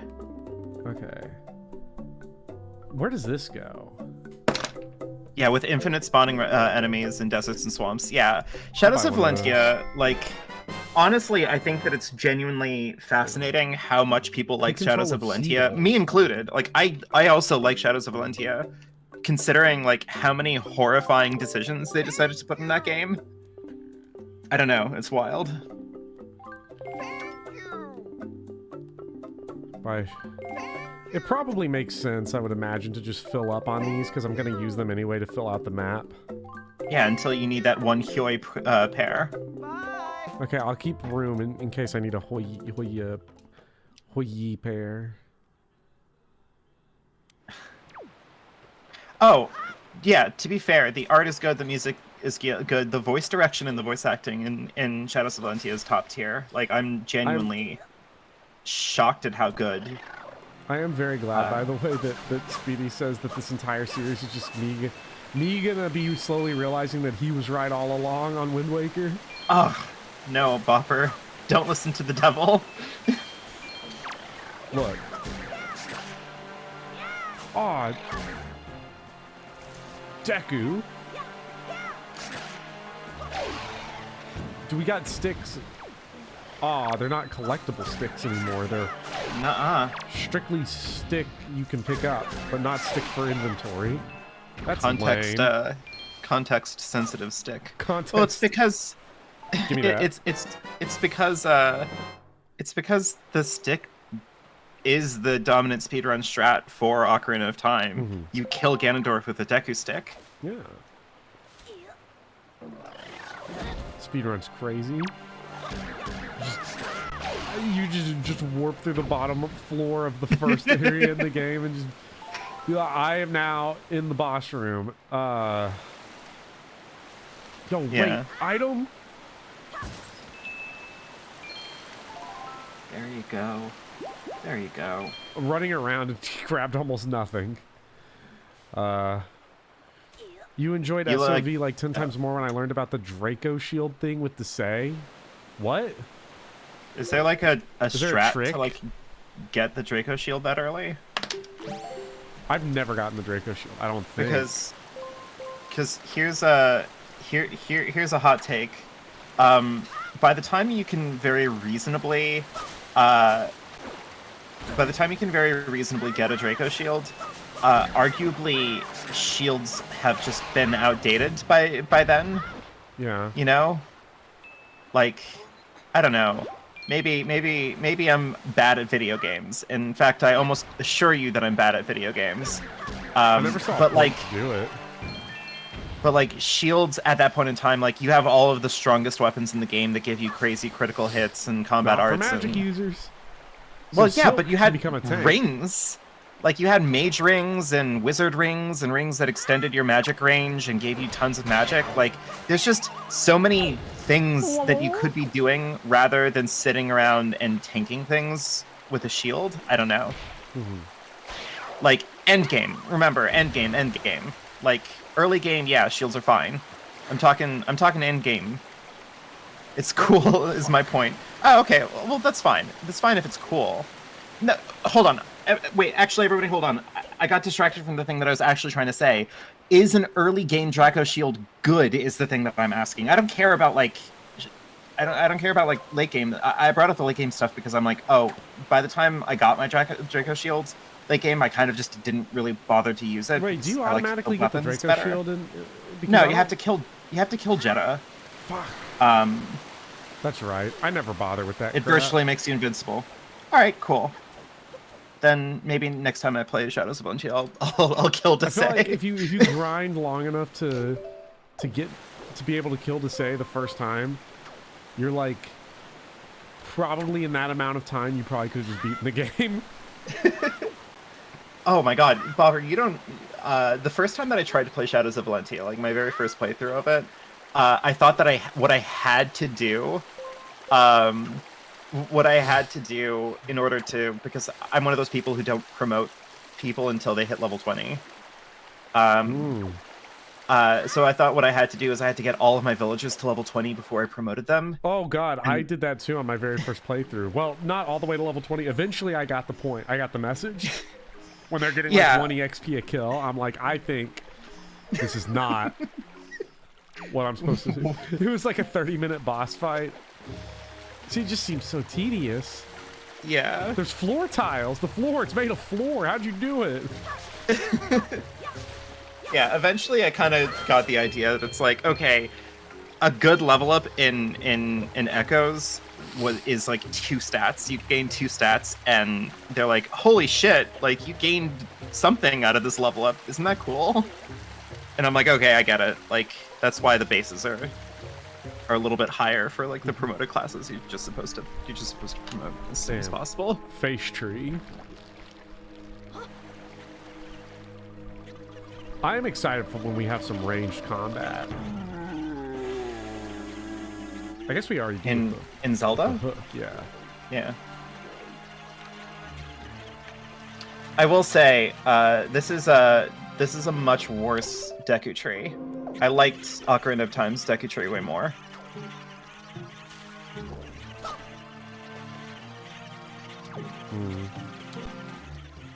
I love Face Tree. That's my favorite guy. What a champion. Well, I'm just gonna leave him in there. And he's gonna. We can deal with his whatever he's got going on there. We'll deal with that later. What do we got? Oh man, I love the Oracle of Ages waifu Deku Tree. They made the Deku Tree and Oracle of Ages into a waifu. I love it. Wait, what? That's the one game I never played in this series was Oracle of Ages. Hold on. I love Ages and Seasons. I'm sorry. Those games slap. I'm looking it up. Oracle of Ages Deku Tree. Oh, sorry, Maku Tree. They just made a cutesy Deku Tree? That's so weird. I like tree face here. I like how when I come in here, I just can't do anything. It's worse. It's worse. Okay, so very early on in Okay, so nothing ages, in here.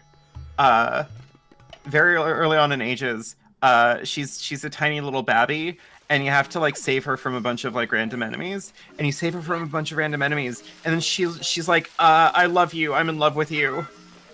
Do you want to marry me when I grow up?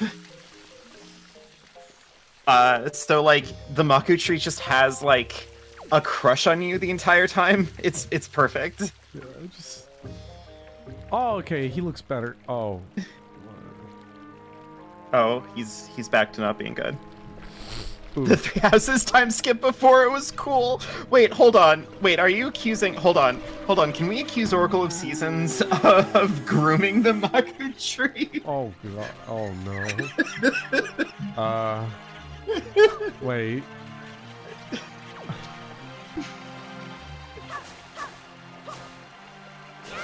I meant ages. I don't know if I said it. If I didn't say ages, I meant ages.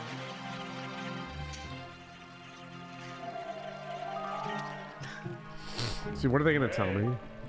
What are you doing? What are you doing?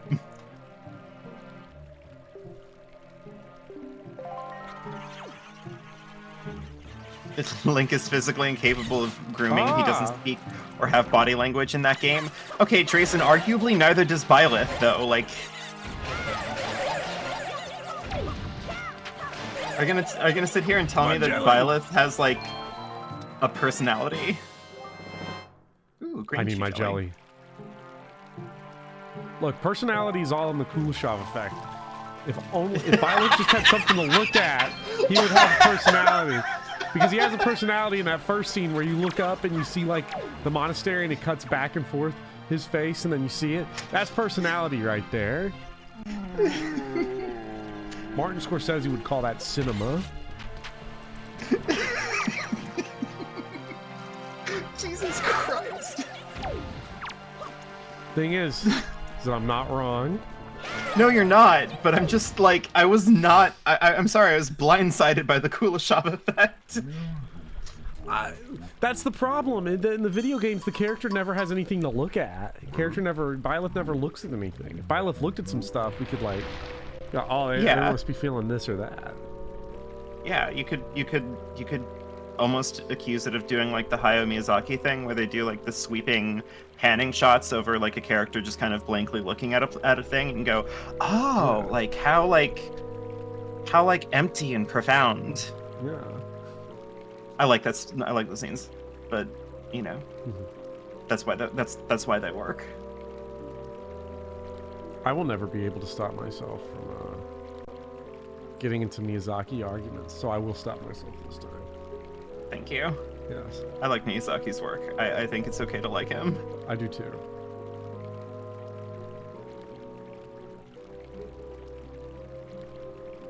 He has returned. Ganon has returned. Oh no. Oh no. Palpatine has returned. Sorry. What was Somehow, the first Palpatine line is back. The dead speak. God. I really hope, like, I feel really bad that, like, what am I trying to say? I really hoped that episode 9 of Star Wars, like, was the thing that would kill Star Wars discourse forever, because it seemingly was the one film that, like, everybody agreed was bad. I mean, the good thing is that it seems to have killed Star Wars as, like, a theatrical film series. And I'll take it. Yeah, I guess that's fair. Yeah.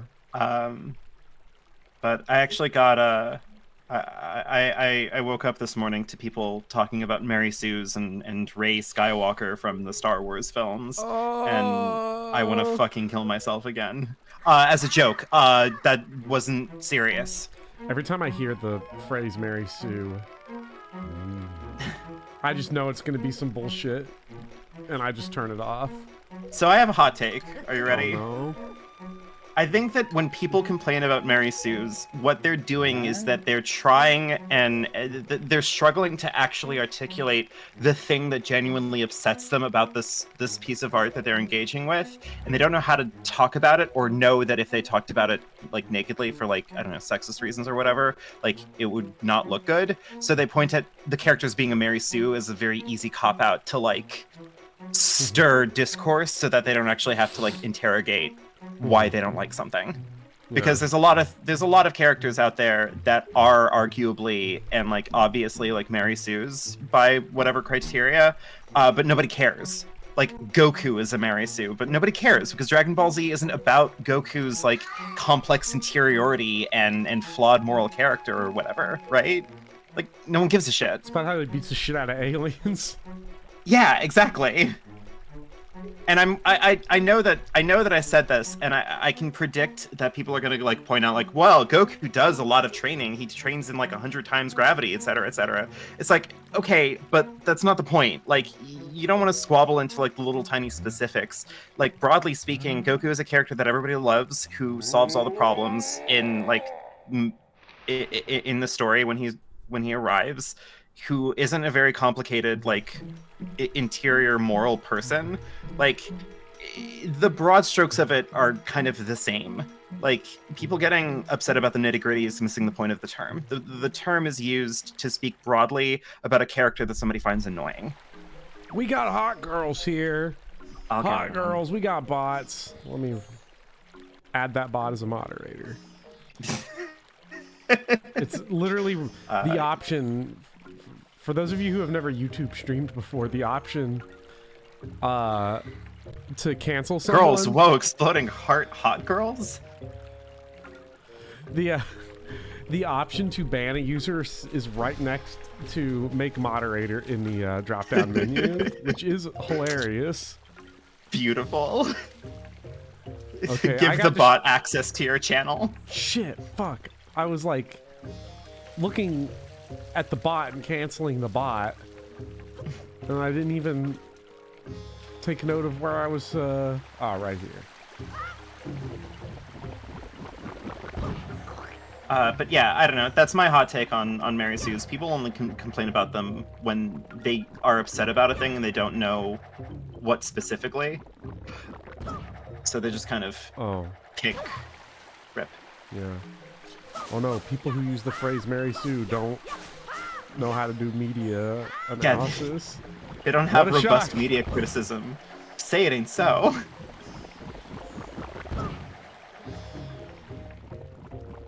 It's one of those phrases though that like if I hear it, it's just an instant turn off, like from whatever I've pulled up, because I just know it's gonna be like some bullshit.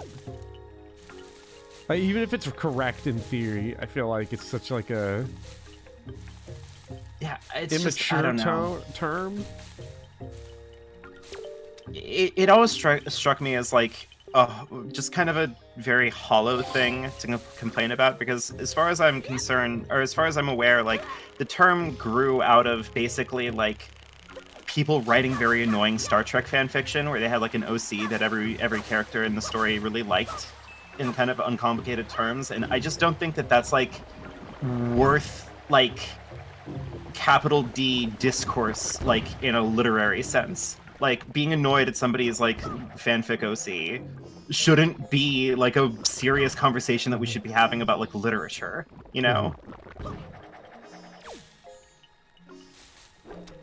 I need to keep remembering to actually look for these little grapple hook moments.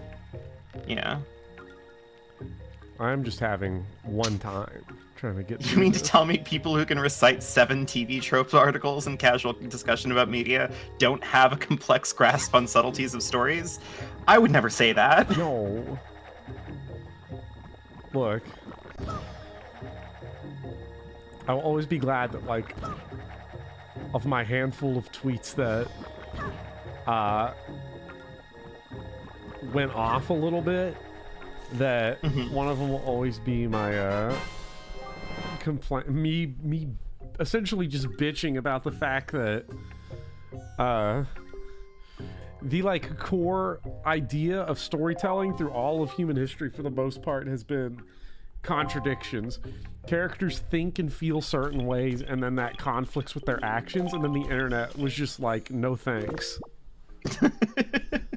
Yeah. What if we, like, instead just do, like, CinemaSins dings and a bunch of bullshit and, like, complain and be...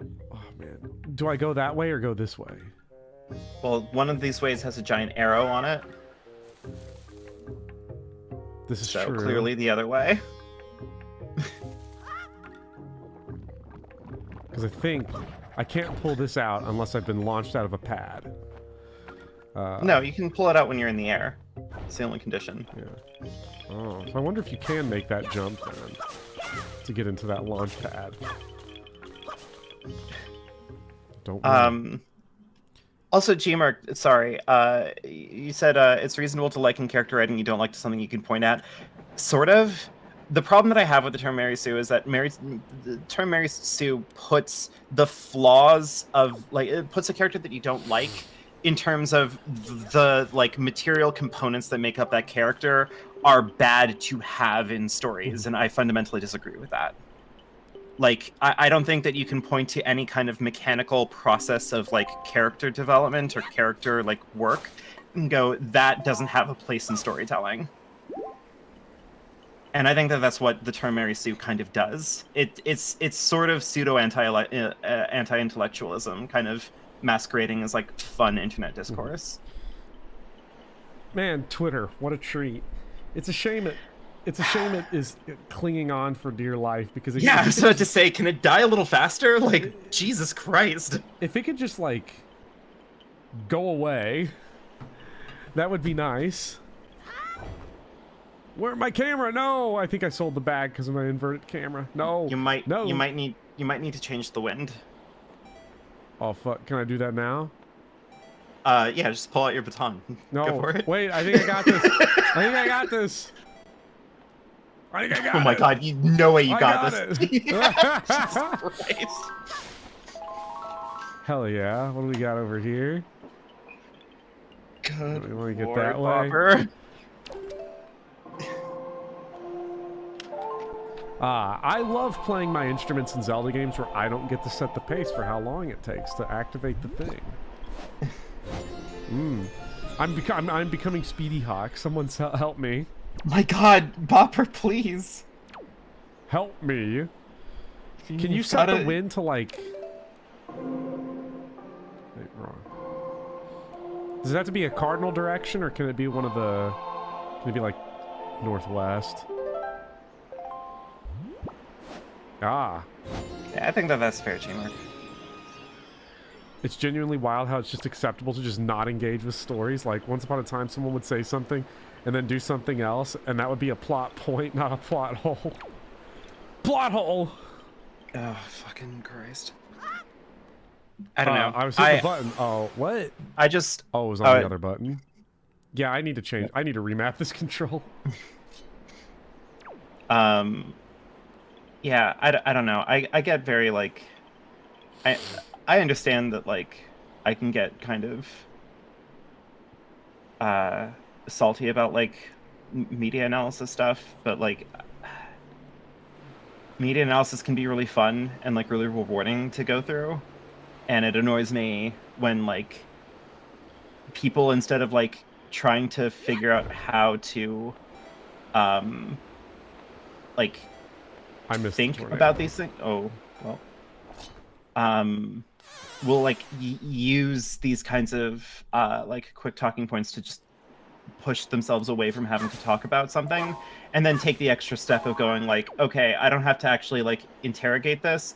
I'm just gonna say that it's bad, and that if people like it, they're stupid. Like, either analyze the media that you like, or just say that you don't like it and don't make it out to be, like, a moral wrong that people like a thing, you know? Bringing me back to... It had to be Star Wars. It had to be Star Wars. Yeah, this is why I'm not allowed to talk about Star Wars on the internet. Like, next time I try to talk about Star Wars, please just stop me or kill me. in a video game. That was also a joke. I'm sorry, Bopper. I should. By the way, stop Star saying things Wars. like That's another off. You know what? From now on, Star Wars is off limits because that. Yeah. I am like. Can I put that in the Harry Potter tier of get the fuck over it and grow up? I mean, it is the best thing that that Episode 9 gave us. Episode 9 did make me realize that I was. Up. Yeah, it made me realize that I was kind of stupid and like wanting the series to be like good and interesting. So, you know, thank you, I think.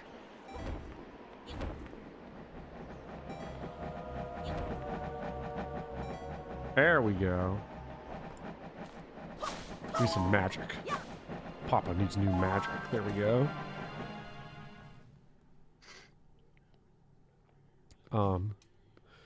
Whew. Hello, Becklin. The idea that you can't criticize something you like. Well, I will always be amazed at like how people take it weirdly personally when critics like something that they don't like, or vice versa. Yeah. People are I will say, okay, now let me nuance that a little bit. I understand why people get defensive when critics don't like something they like. I don't understand the reverse. When you get mad that critics like something that you didn't, that confuses me. Yeah, I don't know. Because that's like basically every Rotten Tomatoes user review. Yeah, a little bit.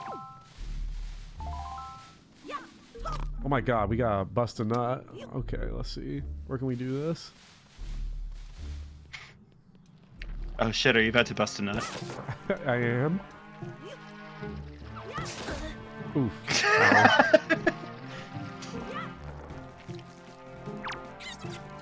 I don't know, like, it's weird. In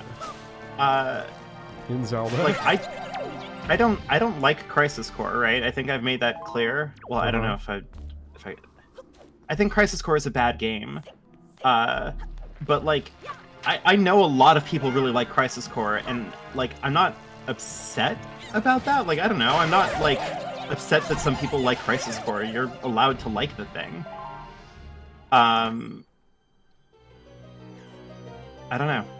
I get being upset when you like a thing and then a critic doesn't. I think that makes sense, because you know, you don't want to feel like an idiot for liking something that somebody else thinks is stupid. Okay, how?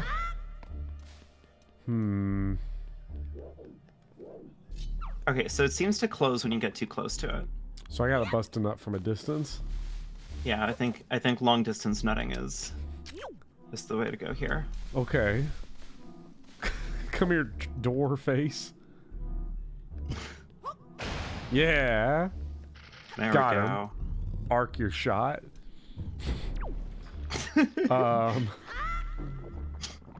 Precision nutting. All right. Well, your Thanks, chat has changed in an interesting direction.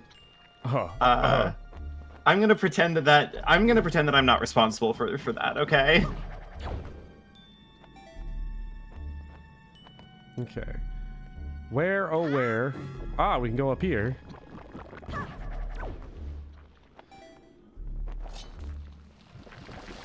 Ah!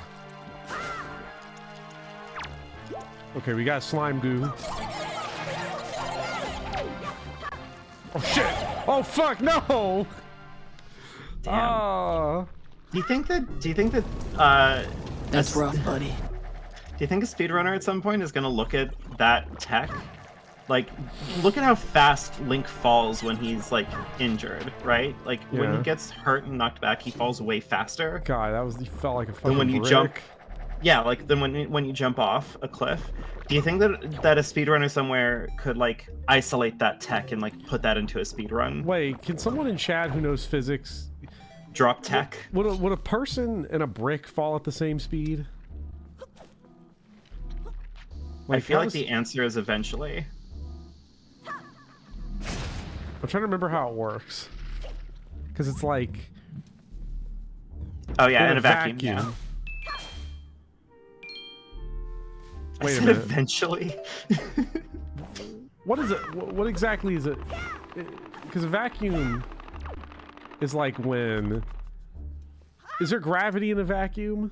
Yes, there's gravity in a vacuum. There's no air. air. Yeah. Physics is dumb.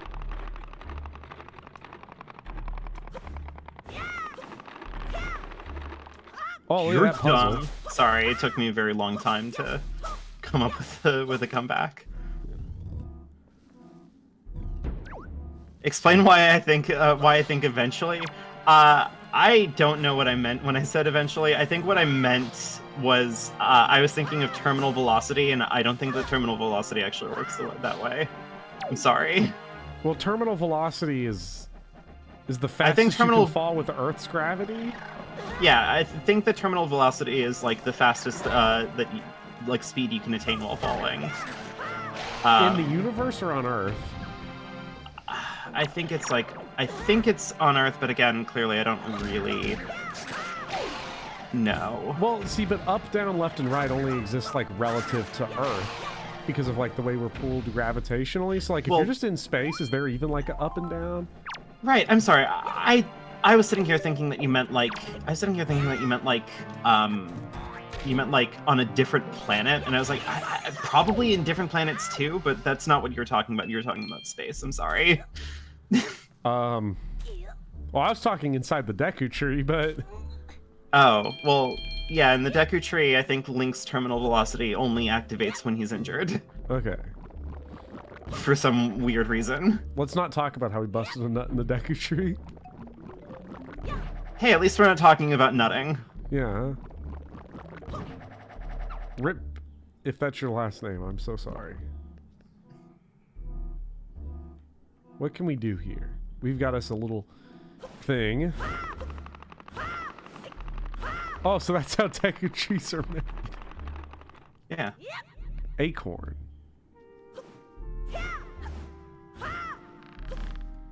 That tree is overpowered. All that wind it's blocking. Please nerf. That doesn't even make any sense. That's dumb.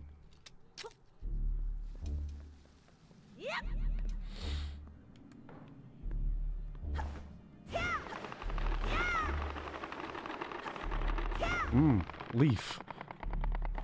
Leaf. I like the new item that is just, what you doing?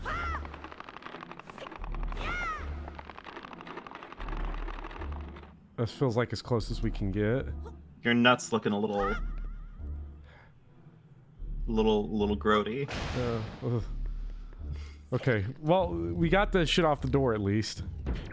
You can surpass terminal velocity by nutting upwards. All right, well, okay, this has gone off the rails. Too far. Okay, so. Okay, right. This Bomb tech is stopping us. They're not letting I us. I know that bomb tech is a thing, but bomb tech, as far as I understand, bomb tech was more of a thing in like, bomb tech is more a thing in like when you use a bomb to jump a cliff, like jump a wall that you couldn't jump normally. I don't know. Bomb Wait, tech. what the fuck? As in, What like, happened? making you What knocked drop. the nut away? I'm Oh, not even gonna. you I blew it off. I blew the nut. Yeah. You yeah. Perfect. Sorry. Link built out a nut with his special slingshot. It's all coming together. Okay. Oh boy. Can I beat this dungeon by 425? That's the question. Good luck. What time is it for you right now? 406. Damn. Can't believe we're in the same time zone. I can't believe football is today. Oh shit, is it time for football? It's time for football.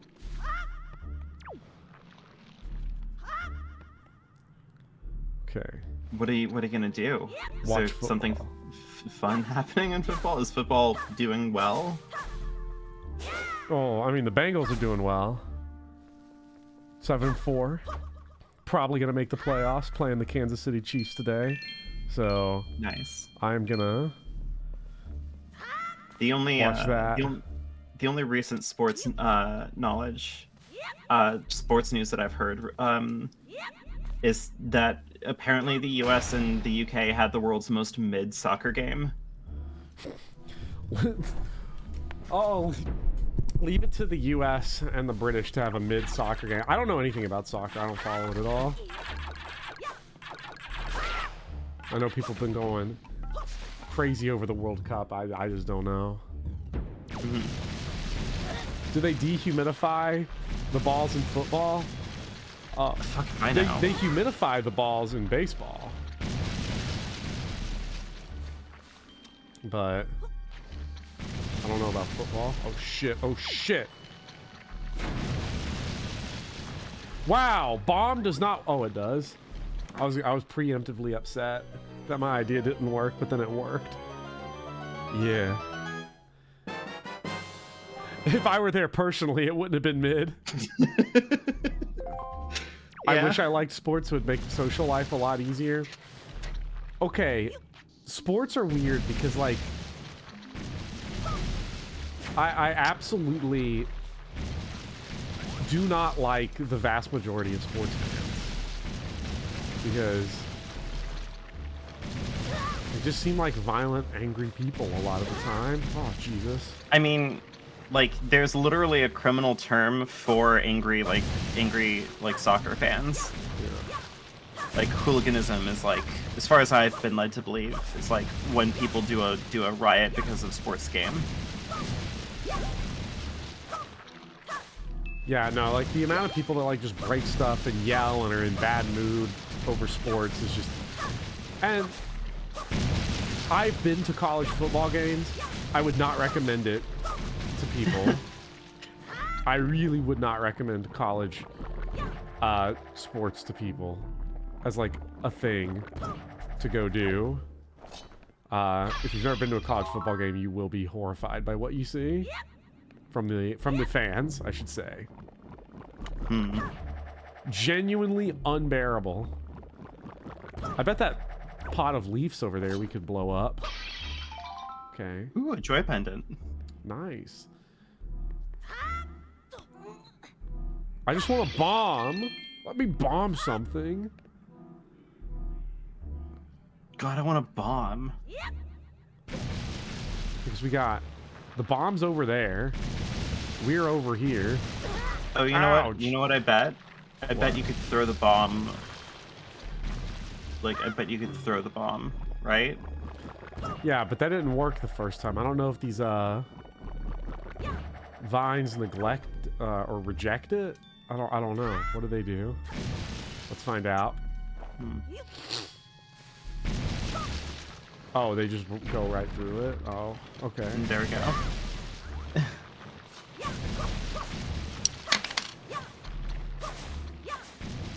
Yeah, no. Go, please. Actually, you know what? I said don't do it. Everybody needs to go to a single college football game in the South. Like, that's your homework for the rest of your life, is go to one. So that you can hear a bunch of people sit around you screaming about how, kill him! Kill him! It's death time. Start pouring shit all over you if, like, start losing the amount of stories you hear about, like, if you go, like, I would be genuinely afraid to go to a SEC stadium with the visiting team's jersey on. Like, afraid for my life. Actually, maybe I should do it because I'm likely to get a lot of free stuff out of that deal. Because 100%, Jesus. It is not uncommon to hear, like, teams and stuff that, like, give brutalized fans of visiting teams like free lifetime admission and like lawsuit stuff because, like, oh shit, because someone pours like 3 beers on them. Jesus. Yeah. Oh, these things freak me out. Yeah. I hate these things. I'm sick of bugs. Sorry, I have a phobia. Bugs and I are friends. In these games. Yeah, I don't know what happened there. Come on. Morths. Oh wow. If that were me, I would have made that bomb throw. That were me personally. I love it.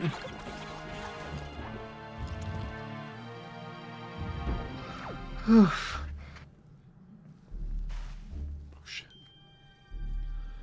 And yeah, just so everybody knows, yeah, college football in the South is so different in terms of It just. sounds different. Oh my god. There are some things I really do not appreciate about the South, and that is, you know, other than like the quality of life, that is one of the big ones.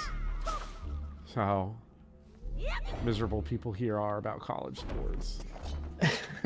I've never gotten into college sports precisely for like the reason that it's so toxic here.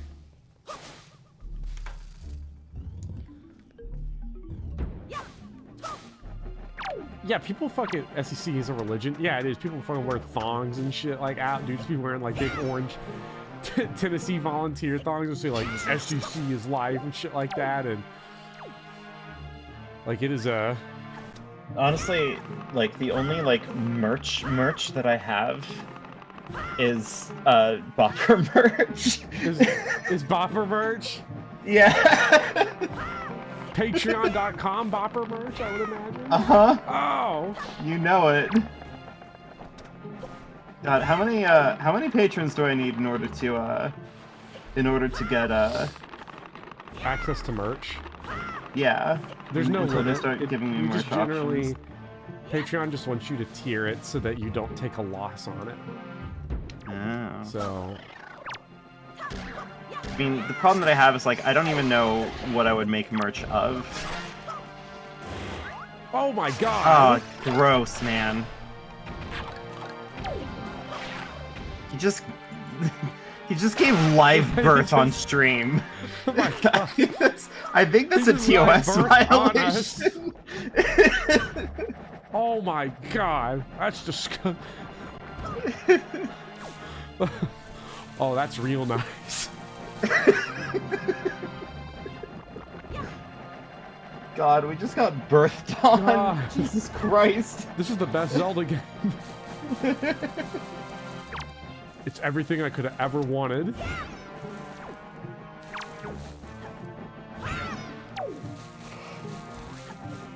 Okay, so there's no nuts in here, but I do see a lot of things that... Is this the boomerang dungeon from my memory? Maybe. I'm seeing Who's to lots of say? things that I'd want to... I guess we'll to see say? whatever this guy has to say. Oh, shit. Is he gonna birth on me, too?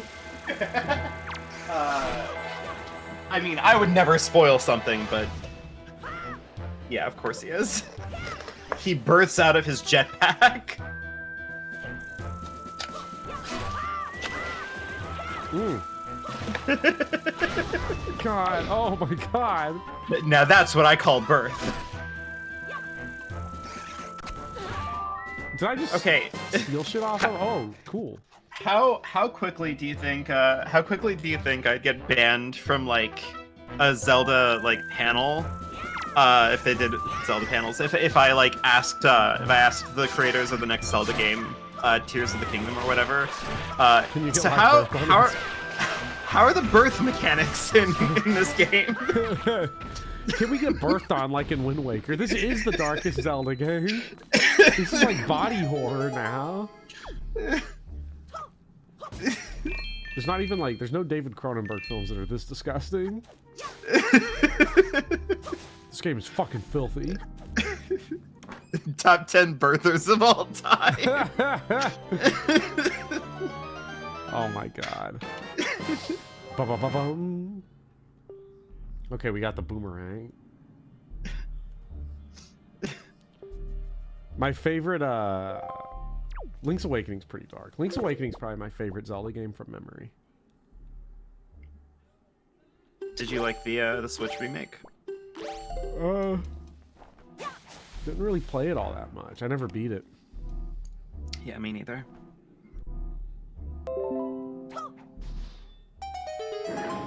I remember liking it. I thought it looked cute. Yeah. I've never finished a Zelda game because I'm such a weenie. There's too much happening. It's not enemy phase yet. Stop moving. You know? Yeah. I never thought about the fact that for I never thought about how action games don't have like an enemy phase. Fire Emblem really is unique. I guess they're kind of always having an enemy phase. Okay, Oh, and they have slime in them. They have like green goo. Like, wait.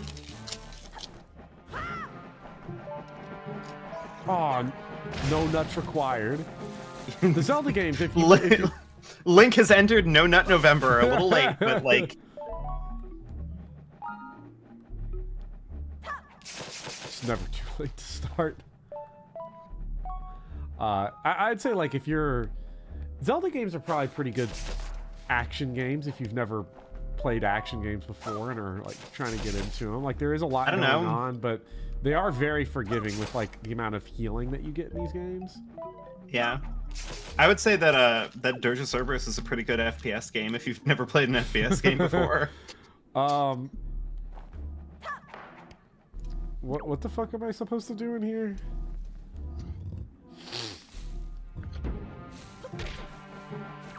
There's a treasure chest in here, but where?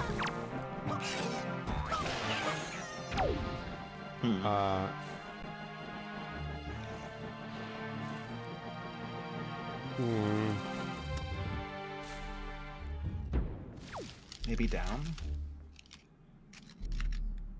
Well, I'm so confused.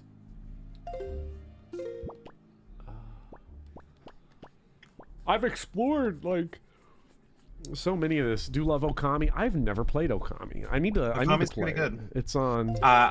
One suggestion: don't play Okami on the Wii. I was not planning on it. I'm gonna be honest.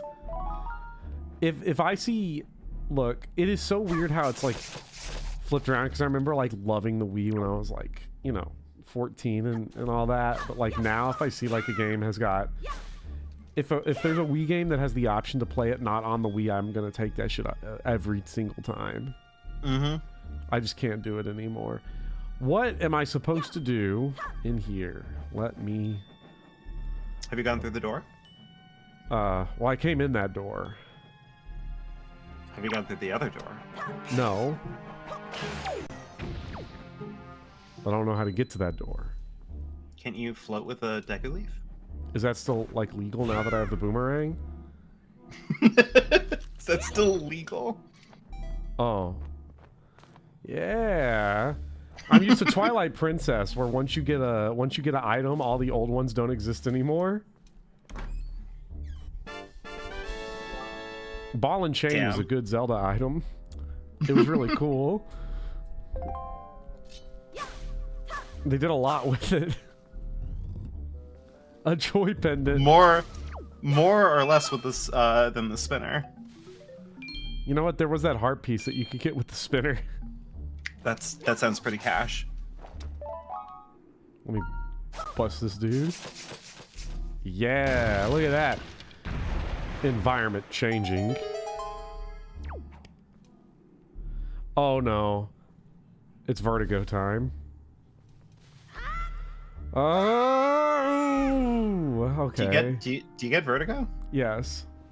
Oh, I'm sorry. From big long jumps in video games, I get vertigo.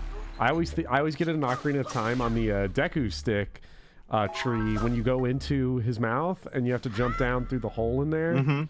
I always get it. I always get vertigo there. Oh, I'm sorry. Boy, a joy pendant, such a good pull. You need 50 of those things for cool masks that let you see enemy health bars. Ooh. Is that really? Do you have to equip it in one of your item slots because Zelda hates you? No. No. Okay. It's like an auto item. Oh, they make a pop sound.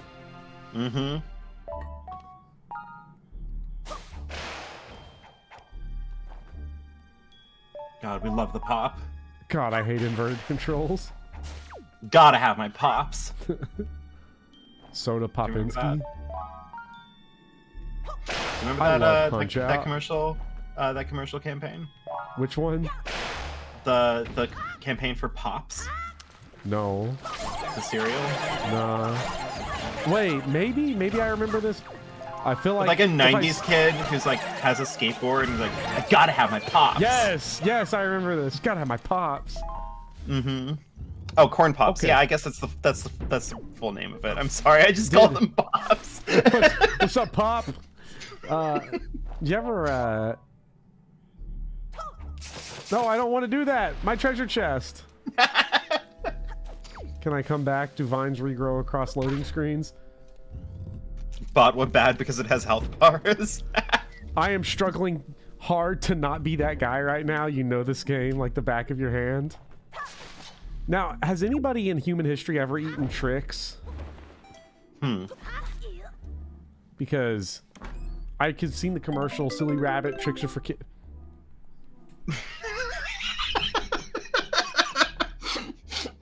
Fucking bullshit. Oh, brother, this guy stinks!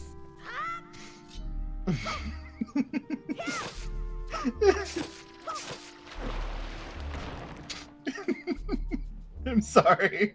I'll get back to you in just a moment. I don't think I ever had Tricks. Who thought that it was a good idea to like put a 10 rupee treasure chest, 2 of them, in the same dungeon?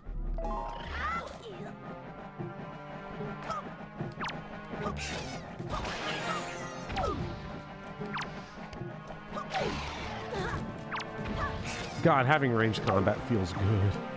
Mm-hmm. Oh.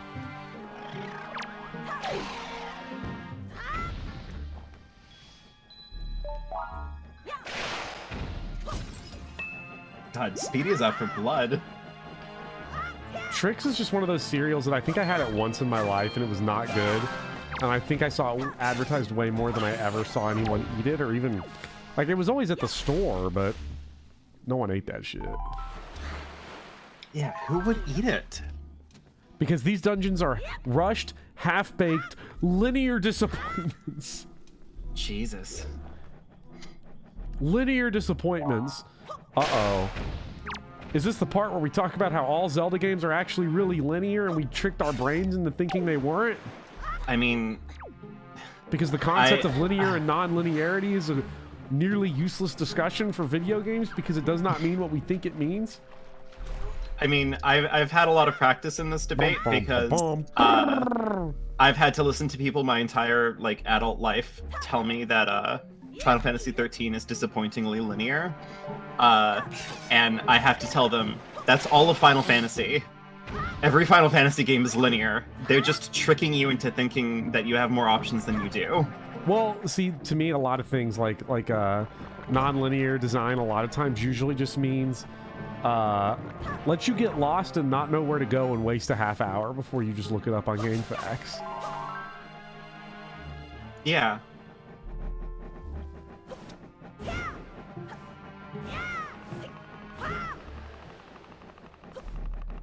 Are you a Zelda linearity truther? That's me. Let's get in here. No, get in there. Okay.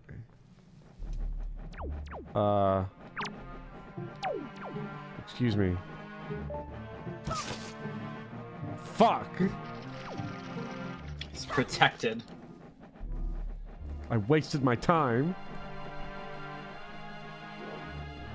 Wait. Okay, there we go.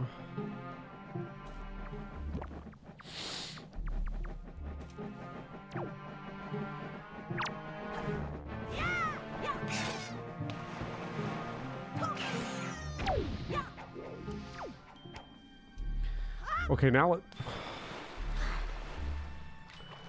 That was a hitbox moment right there.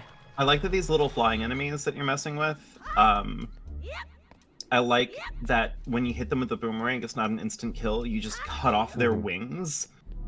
Like, there's just something so weirdly brutal about this game. Yeah. I just completely forgot to use the item, or I was mashing the boomerang button. I like linear games, but when it comes to puzzles and dungeons, it simplifies too much. I think Well, I don't know. I guess for me, it's more like, I guess I wouldn't use the word linear or non-linear to describe puzzle design, because it's get back. Because it's more like, does the game do a good job of, like, in a Zelda game, I would imagine a good puzzle is one that's like, you know, you sit in a room, you know it's a puzzle, you know where you have to go, and then the actual act of figuring out the puzzle and the solution should be like, I don't know, decently, find creative ways to use items together. Yeah, I think that is...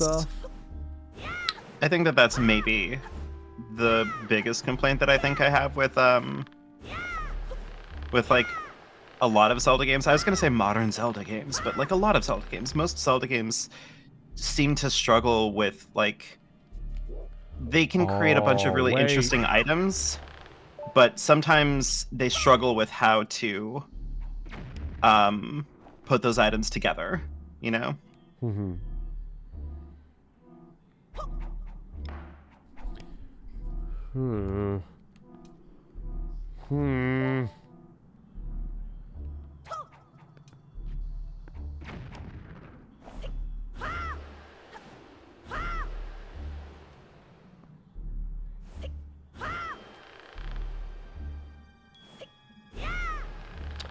So we can't reach that one. Oh, you blow on their left. Oh, you don't blow at them. You blow near them. Ah. Intricate. Okay.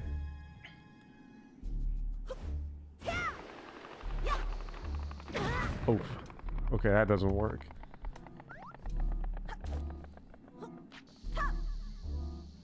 Okay. I think I see now. I am sure it is. I am definitely before I play this again, I'm 100% fixing this button layout. I'm sure it is very maddening to watch. We just use the wrong items all the time. Surely that got him, right? Okay. Water dungeons always have the coolest design. Now, this feels like Speedy woke up today and chose violence. The funny thing is that I remember the water temple in Ocarina of Time actually being fun in the 3DS version, because once you get rid of the tedium of opening the menu like all the time, it's like so much better. Because I think what they changed was they made the iron boots a menu item. Yeah, instead of yeah. Wow, okay, so that was for like some bullshit we didn't need. That was for treasure chart. Okay. Oh, also to answer Kryptonite's question that was asked a while ago. Yeah, it does exist. Anyway. I'm catching up here. Oh boy, we're having some polarizing water temple thoughts. My least favorite water temple by far is the one in Twilight Princess. I don't know where I'm going in Twilight Princess ever. Oh yeah, that one is like the one that's got like the big staircase. Mm-hmm. I hate that one. I think you're drowning to death. Yeah.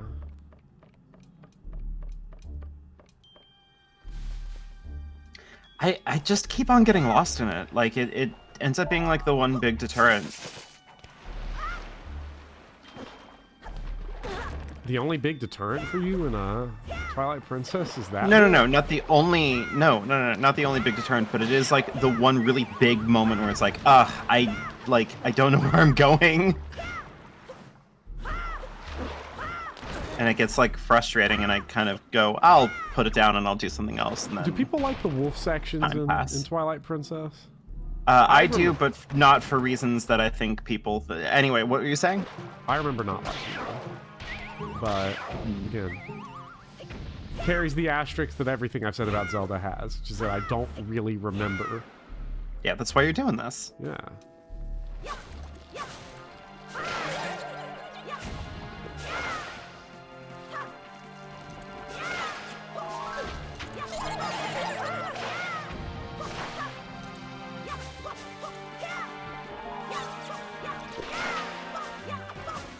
I need all of the...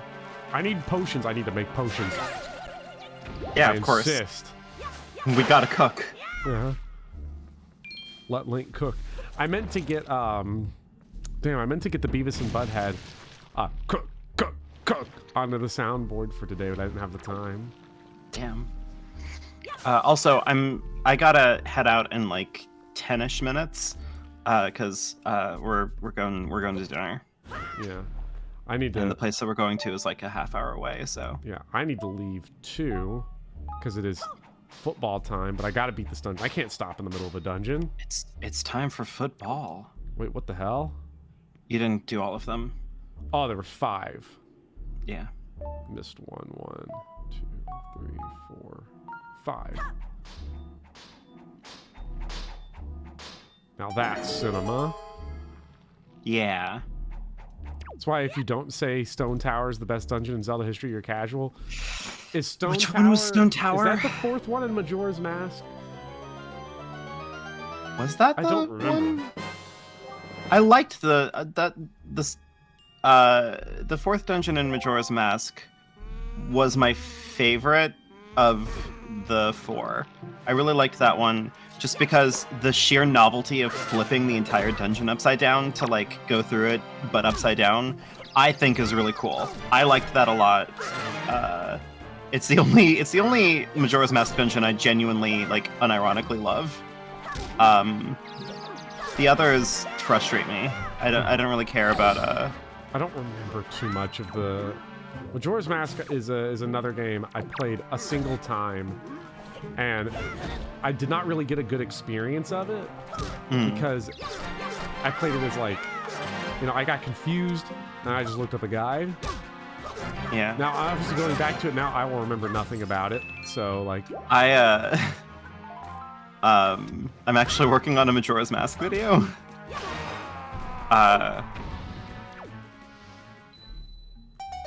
I really like the Majora's Mask.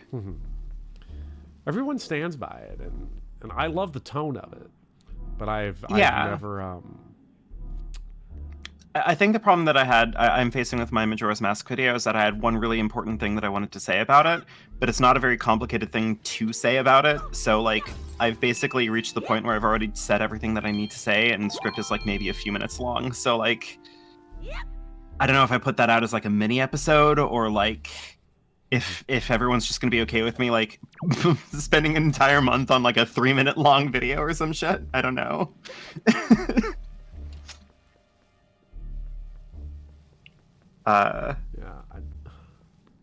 How do...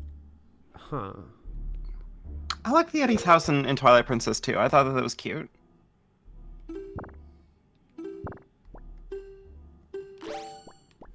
No, I don't need jelly. I want... Give me that. Uh-huh. I don't know. I think the bigger marvel that I had, like the bigger, more impressive takeaway that I had with that was that in an effort to record footage for Majora's Mask, I challenged myself with getting as much as I physically could out of the game without looking up any guides in one like 72-hour game cycle. Like the very first like actual one that you have like free range on.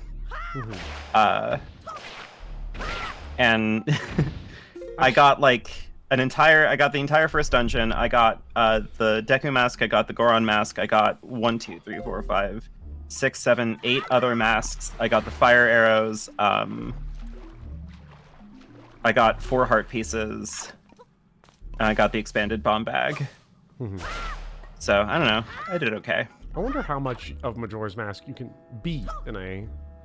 Like how few cycles would it take to beat Majora's Mask? That's a good question.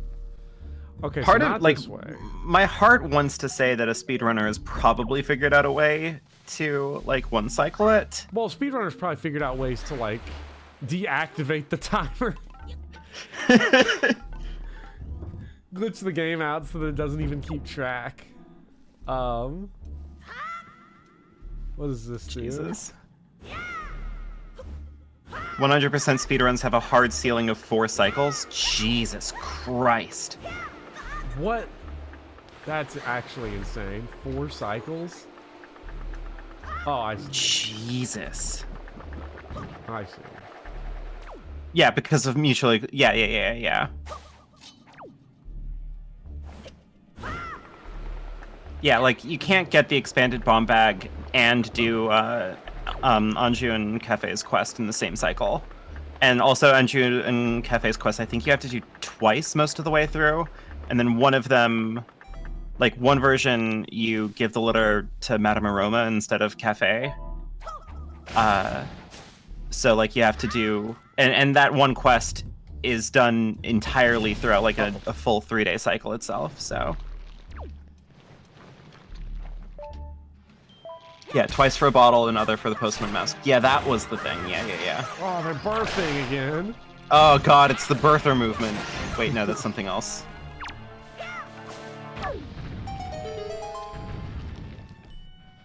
Just makes me think of They Live, John Carpenter's They Live. Life's a bitch, and she's in heat. Jesus Christ. Hey, a joy pendant. Yeah, I'm very excited to play Majura's Mask and actually try to like go through it, no guide, none of that, and I'm really like give it a good run through. Yeah. Whenever it comes up, I don't know. The results of the poll were like kind of weird because it's like a Oh shit, rank 2 choice. cycles for any, counting the intro? Then there you go. You can one cycle it. That's kind of what I meant by one cycling it. That Like you is can't insane. really, like you can't really one cycle it in the first cycle because the first cycle is forced. I think the game that came in second on this list actually on the poll was Adventure of Link. Huh. I think there's a certain amount of perversion to that pick. I mean, if you really like it, if you have like the entire slate of all the games to pick and someone says stream it, like, yeah, you are being a little bit of a sicko by picking Adventure of Link. Because I feel like your motivation at that point is beyond just I think it's a good game. It's I want to see someone squirm and get their ass beat. Yeah, I do feel like your audience in particular has cultivated a little bit of spiciness, shall we say. Like, your audience likes to torture you. It's just a little bit. Maybe, but I don't know. I bring it on myself because I'm the one that did Gilliam Souls and. God, Well, Gillian I never Souls. got to Kanoth Souls. One day I'll do Kanoth Souls for Dark Souls 2. I still haven't beaten a single Dark Souls game. Well, it's basically just Zelda, so. Well, and I Imagine do like but Zelda, there weren't so- health drops in the boss rooms. You know, I'm pretty sure somebody could mod that. Like, Zelda no HP drops. I think I just got my ass gobbled up. It's nothing Yeah, I like see you, Zelda Louis. Stop. I would say that the games have a very big thing in common that is honestly Listen. surprising that no other games ever built on, which was that 3D Zelda was like the one major action game to do collision-based swordplay instead of hack and slash swordplay. And Dark Souls really feels like the first time that anyone tried to do like a really big No. play off Listen, of it's that, so. it's okay. It's okay, Speedy. Sure, if you don't want to say that Zelda and Dark Souls are the same, then I will do you one better, and I will say that Kingdom Hearts and Dark Souls are basically the same game. Yes. Thank you. Thank you for your service. Because, like, Kingdom Hearts is, like, iconic for its very complicated boss fights, where you have to, gotta like, get out of here. get a sense of their pace and timing and know when to, like, block and counter and dodge. That's basically Dark Souls.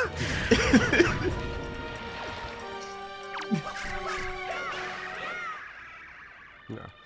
No, I mean, I am dead serious, though, that, like, 2009 Demon Souls really felt like the first mainstream game that was attempting, well, mainstream obviously with Demon Souls. Dark Souls felt like the first mainstream game to attempt to actually, like, build off of Zelda's 3D combat style of, like, attacking, blocking, rolling, and a Yeah. slower, more methodical pace.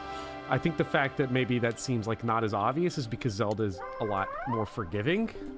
and not nearly as like the bosses are not nearly as bosses in Zelda are a lot more puzzle focused. But the general combat that's flow fair. is the same concept. Although, now that it's in my head, I kind of want to play a modded, like, Ocarina of Time, where they just remove all health drops from the game, so the only health that you can get is from, like, potions that you can store in bottles and stuff like that. I would play the fuck out of that mod. Estus Flask, Ocarina of Time. Yeah. Oh no. I don't know, I think it'd be interesting. Look, as somebody who always brings in the Dark Souls comparisons for everything, more Dark Souls, the worse. Oh no, it's the Dark Souls, though. Well, to be fair, I think like the fact that people always say shit is the Dark Souls or something is what makes talking about Dark Souls is the things that influenced it weird, because no, Zelda is not the Dark Souls of action adventure games. It's that the combat system was the, I think, a huge inspiration on the style they went for. Mm-hmm. I mean, how could it not be? Zelda's so popular, so like influential that it only makes sense that a game Hi, Blind Coco. Yeah. I think I just aged 40 years by acknowledging that Wind Waker came out 20 years ago. What are you talking about? Wind Waker's like maybe a few years old. Well, like I say in the description, can you imagine it on this game's 75th anniversary? We're streaming like, I haven't played this game since 2022. I really don't remember this, and we're all like 50 years from now, I hope I'm dead. There's a good chance by life expectancy that we'll be alive on the 75th anniversary of this game. Well, there's a chance that you'd be alive. Yeah. Well, my life expectancy is a little bit less. Well, and to be fair, I also live in Kentucky. It's because I'm left-handed. Yeah. Well, actually, by state, Kentucky's pretty low. It's a bottom life expectancy state. Some people will be alive. Like right? I said, I went to the doctor with potential pneumonia, and they said, I don't know. Just make sure it doesn't get worse. Jesus Christ. How am I supposed to make sure of that? Well, on that note, I have to get to dinner, but, you know, good luck. Good. This one note Oh to end yeah, on. he's spreading seed. Well, he's this spreading year seed you all have over. once again produced some splendid seed. Ah! That's what I say when I look at the cum jar. Okay, on that note, Reddit.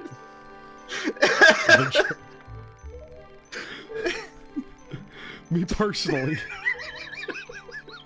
Thanks, Lord Pet. Me personally, I would not let it get worse. Oh, their seeds are spreading. Okay. all right, well, Alright, see I'm you gonna later, go. Luffy. I have Thanks to for go joining. eat dinner and rethink my life choices. Mhm. But it's been great. It has been goodbye. great. And I've completed this just in time to be late for football. So Yeah, you go football. I'm gonna go football. Let's Yeah, thank you everyone. I can't say individual goodbyes, but anybody that Bopper says goodbye to, pretend that I also said goodbye to. Yes. Okay, I gotta run. Bye. Okay. All right. Let's see. And with that, ouch! Ow! You know what? I'm not dealing with this. I'm going back in here, and I'm gonna end us off in here. We did get through 2 dungeons. That's pretty good, in my opinion. So let's save that game. 'Cause I don't think I've saved yet.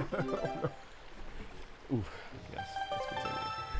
All right. Well, thank you everyone for joining, and hopefully this time. Ooh, next week I'll still be feeling well enough to keep going. I had some fun today with Wind Waker. Rip the haters, but I had fun with it, and don't know, probably be at a different time next week, maybe a little later time. Oh, you're okay, Speedy. The haters are the spice of life. All right. Well, you all have a great rest of your afternoons. I am getting out of here because I got things to do. I got pizza to go eat.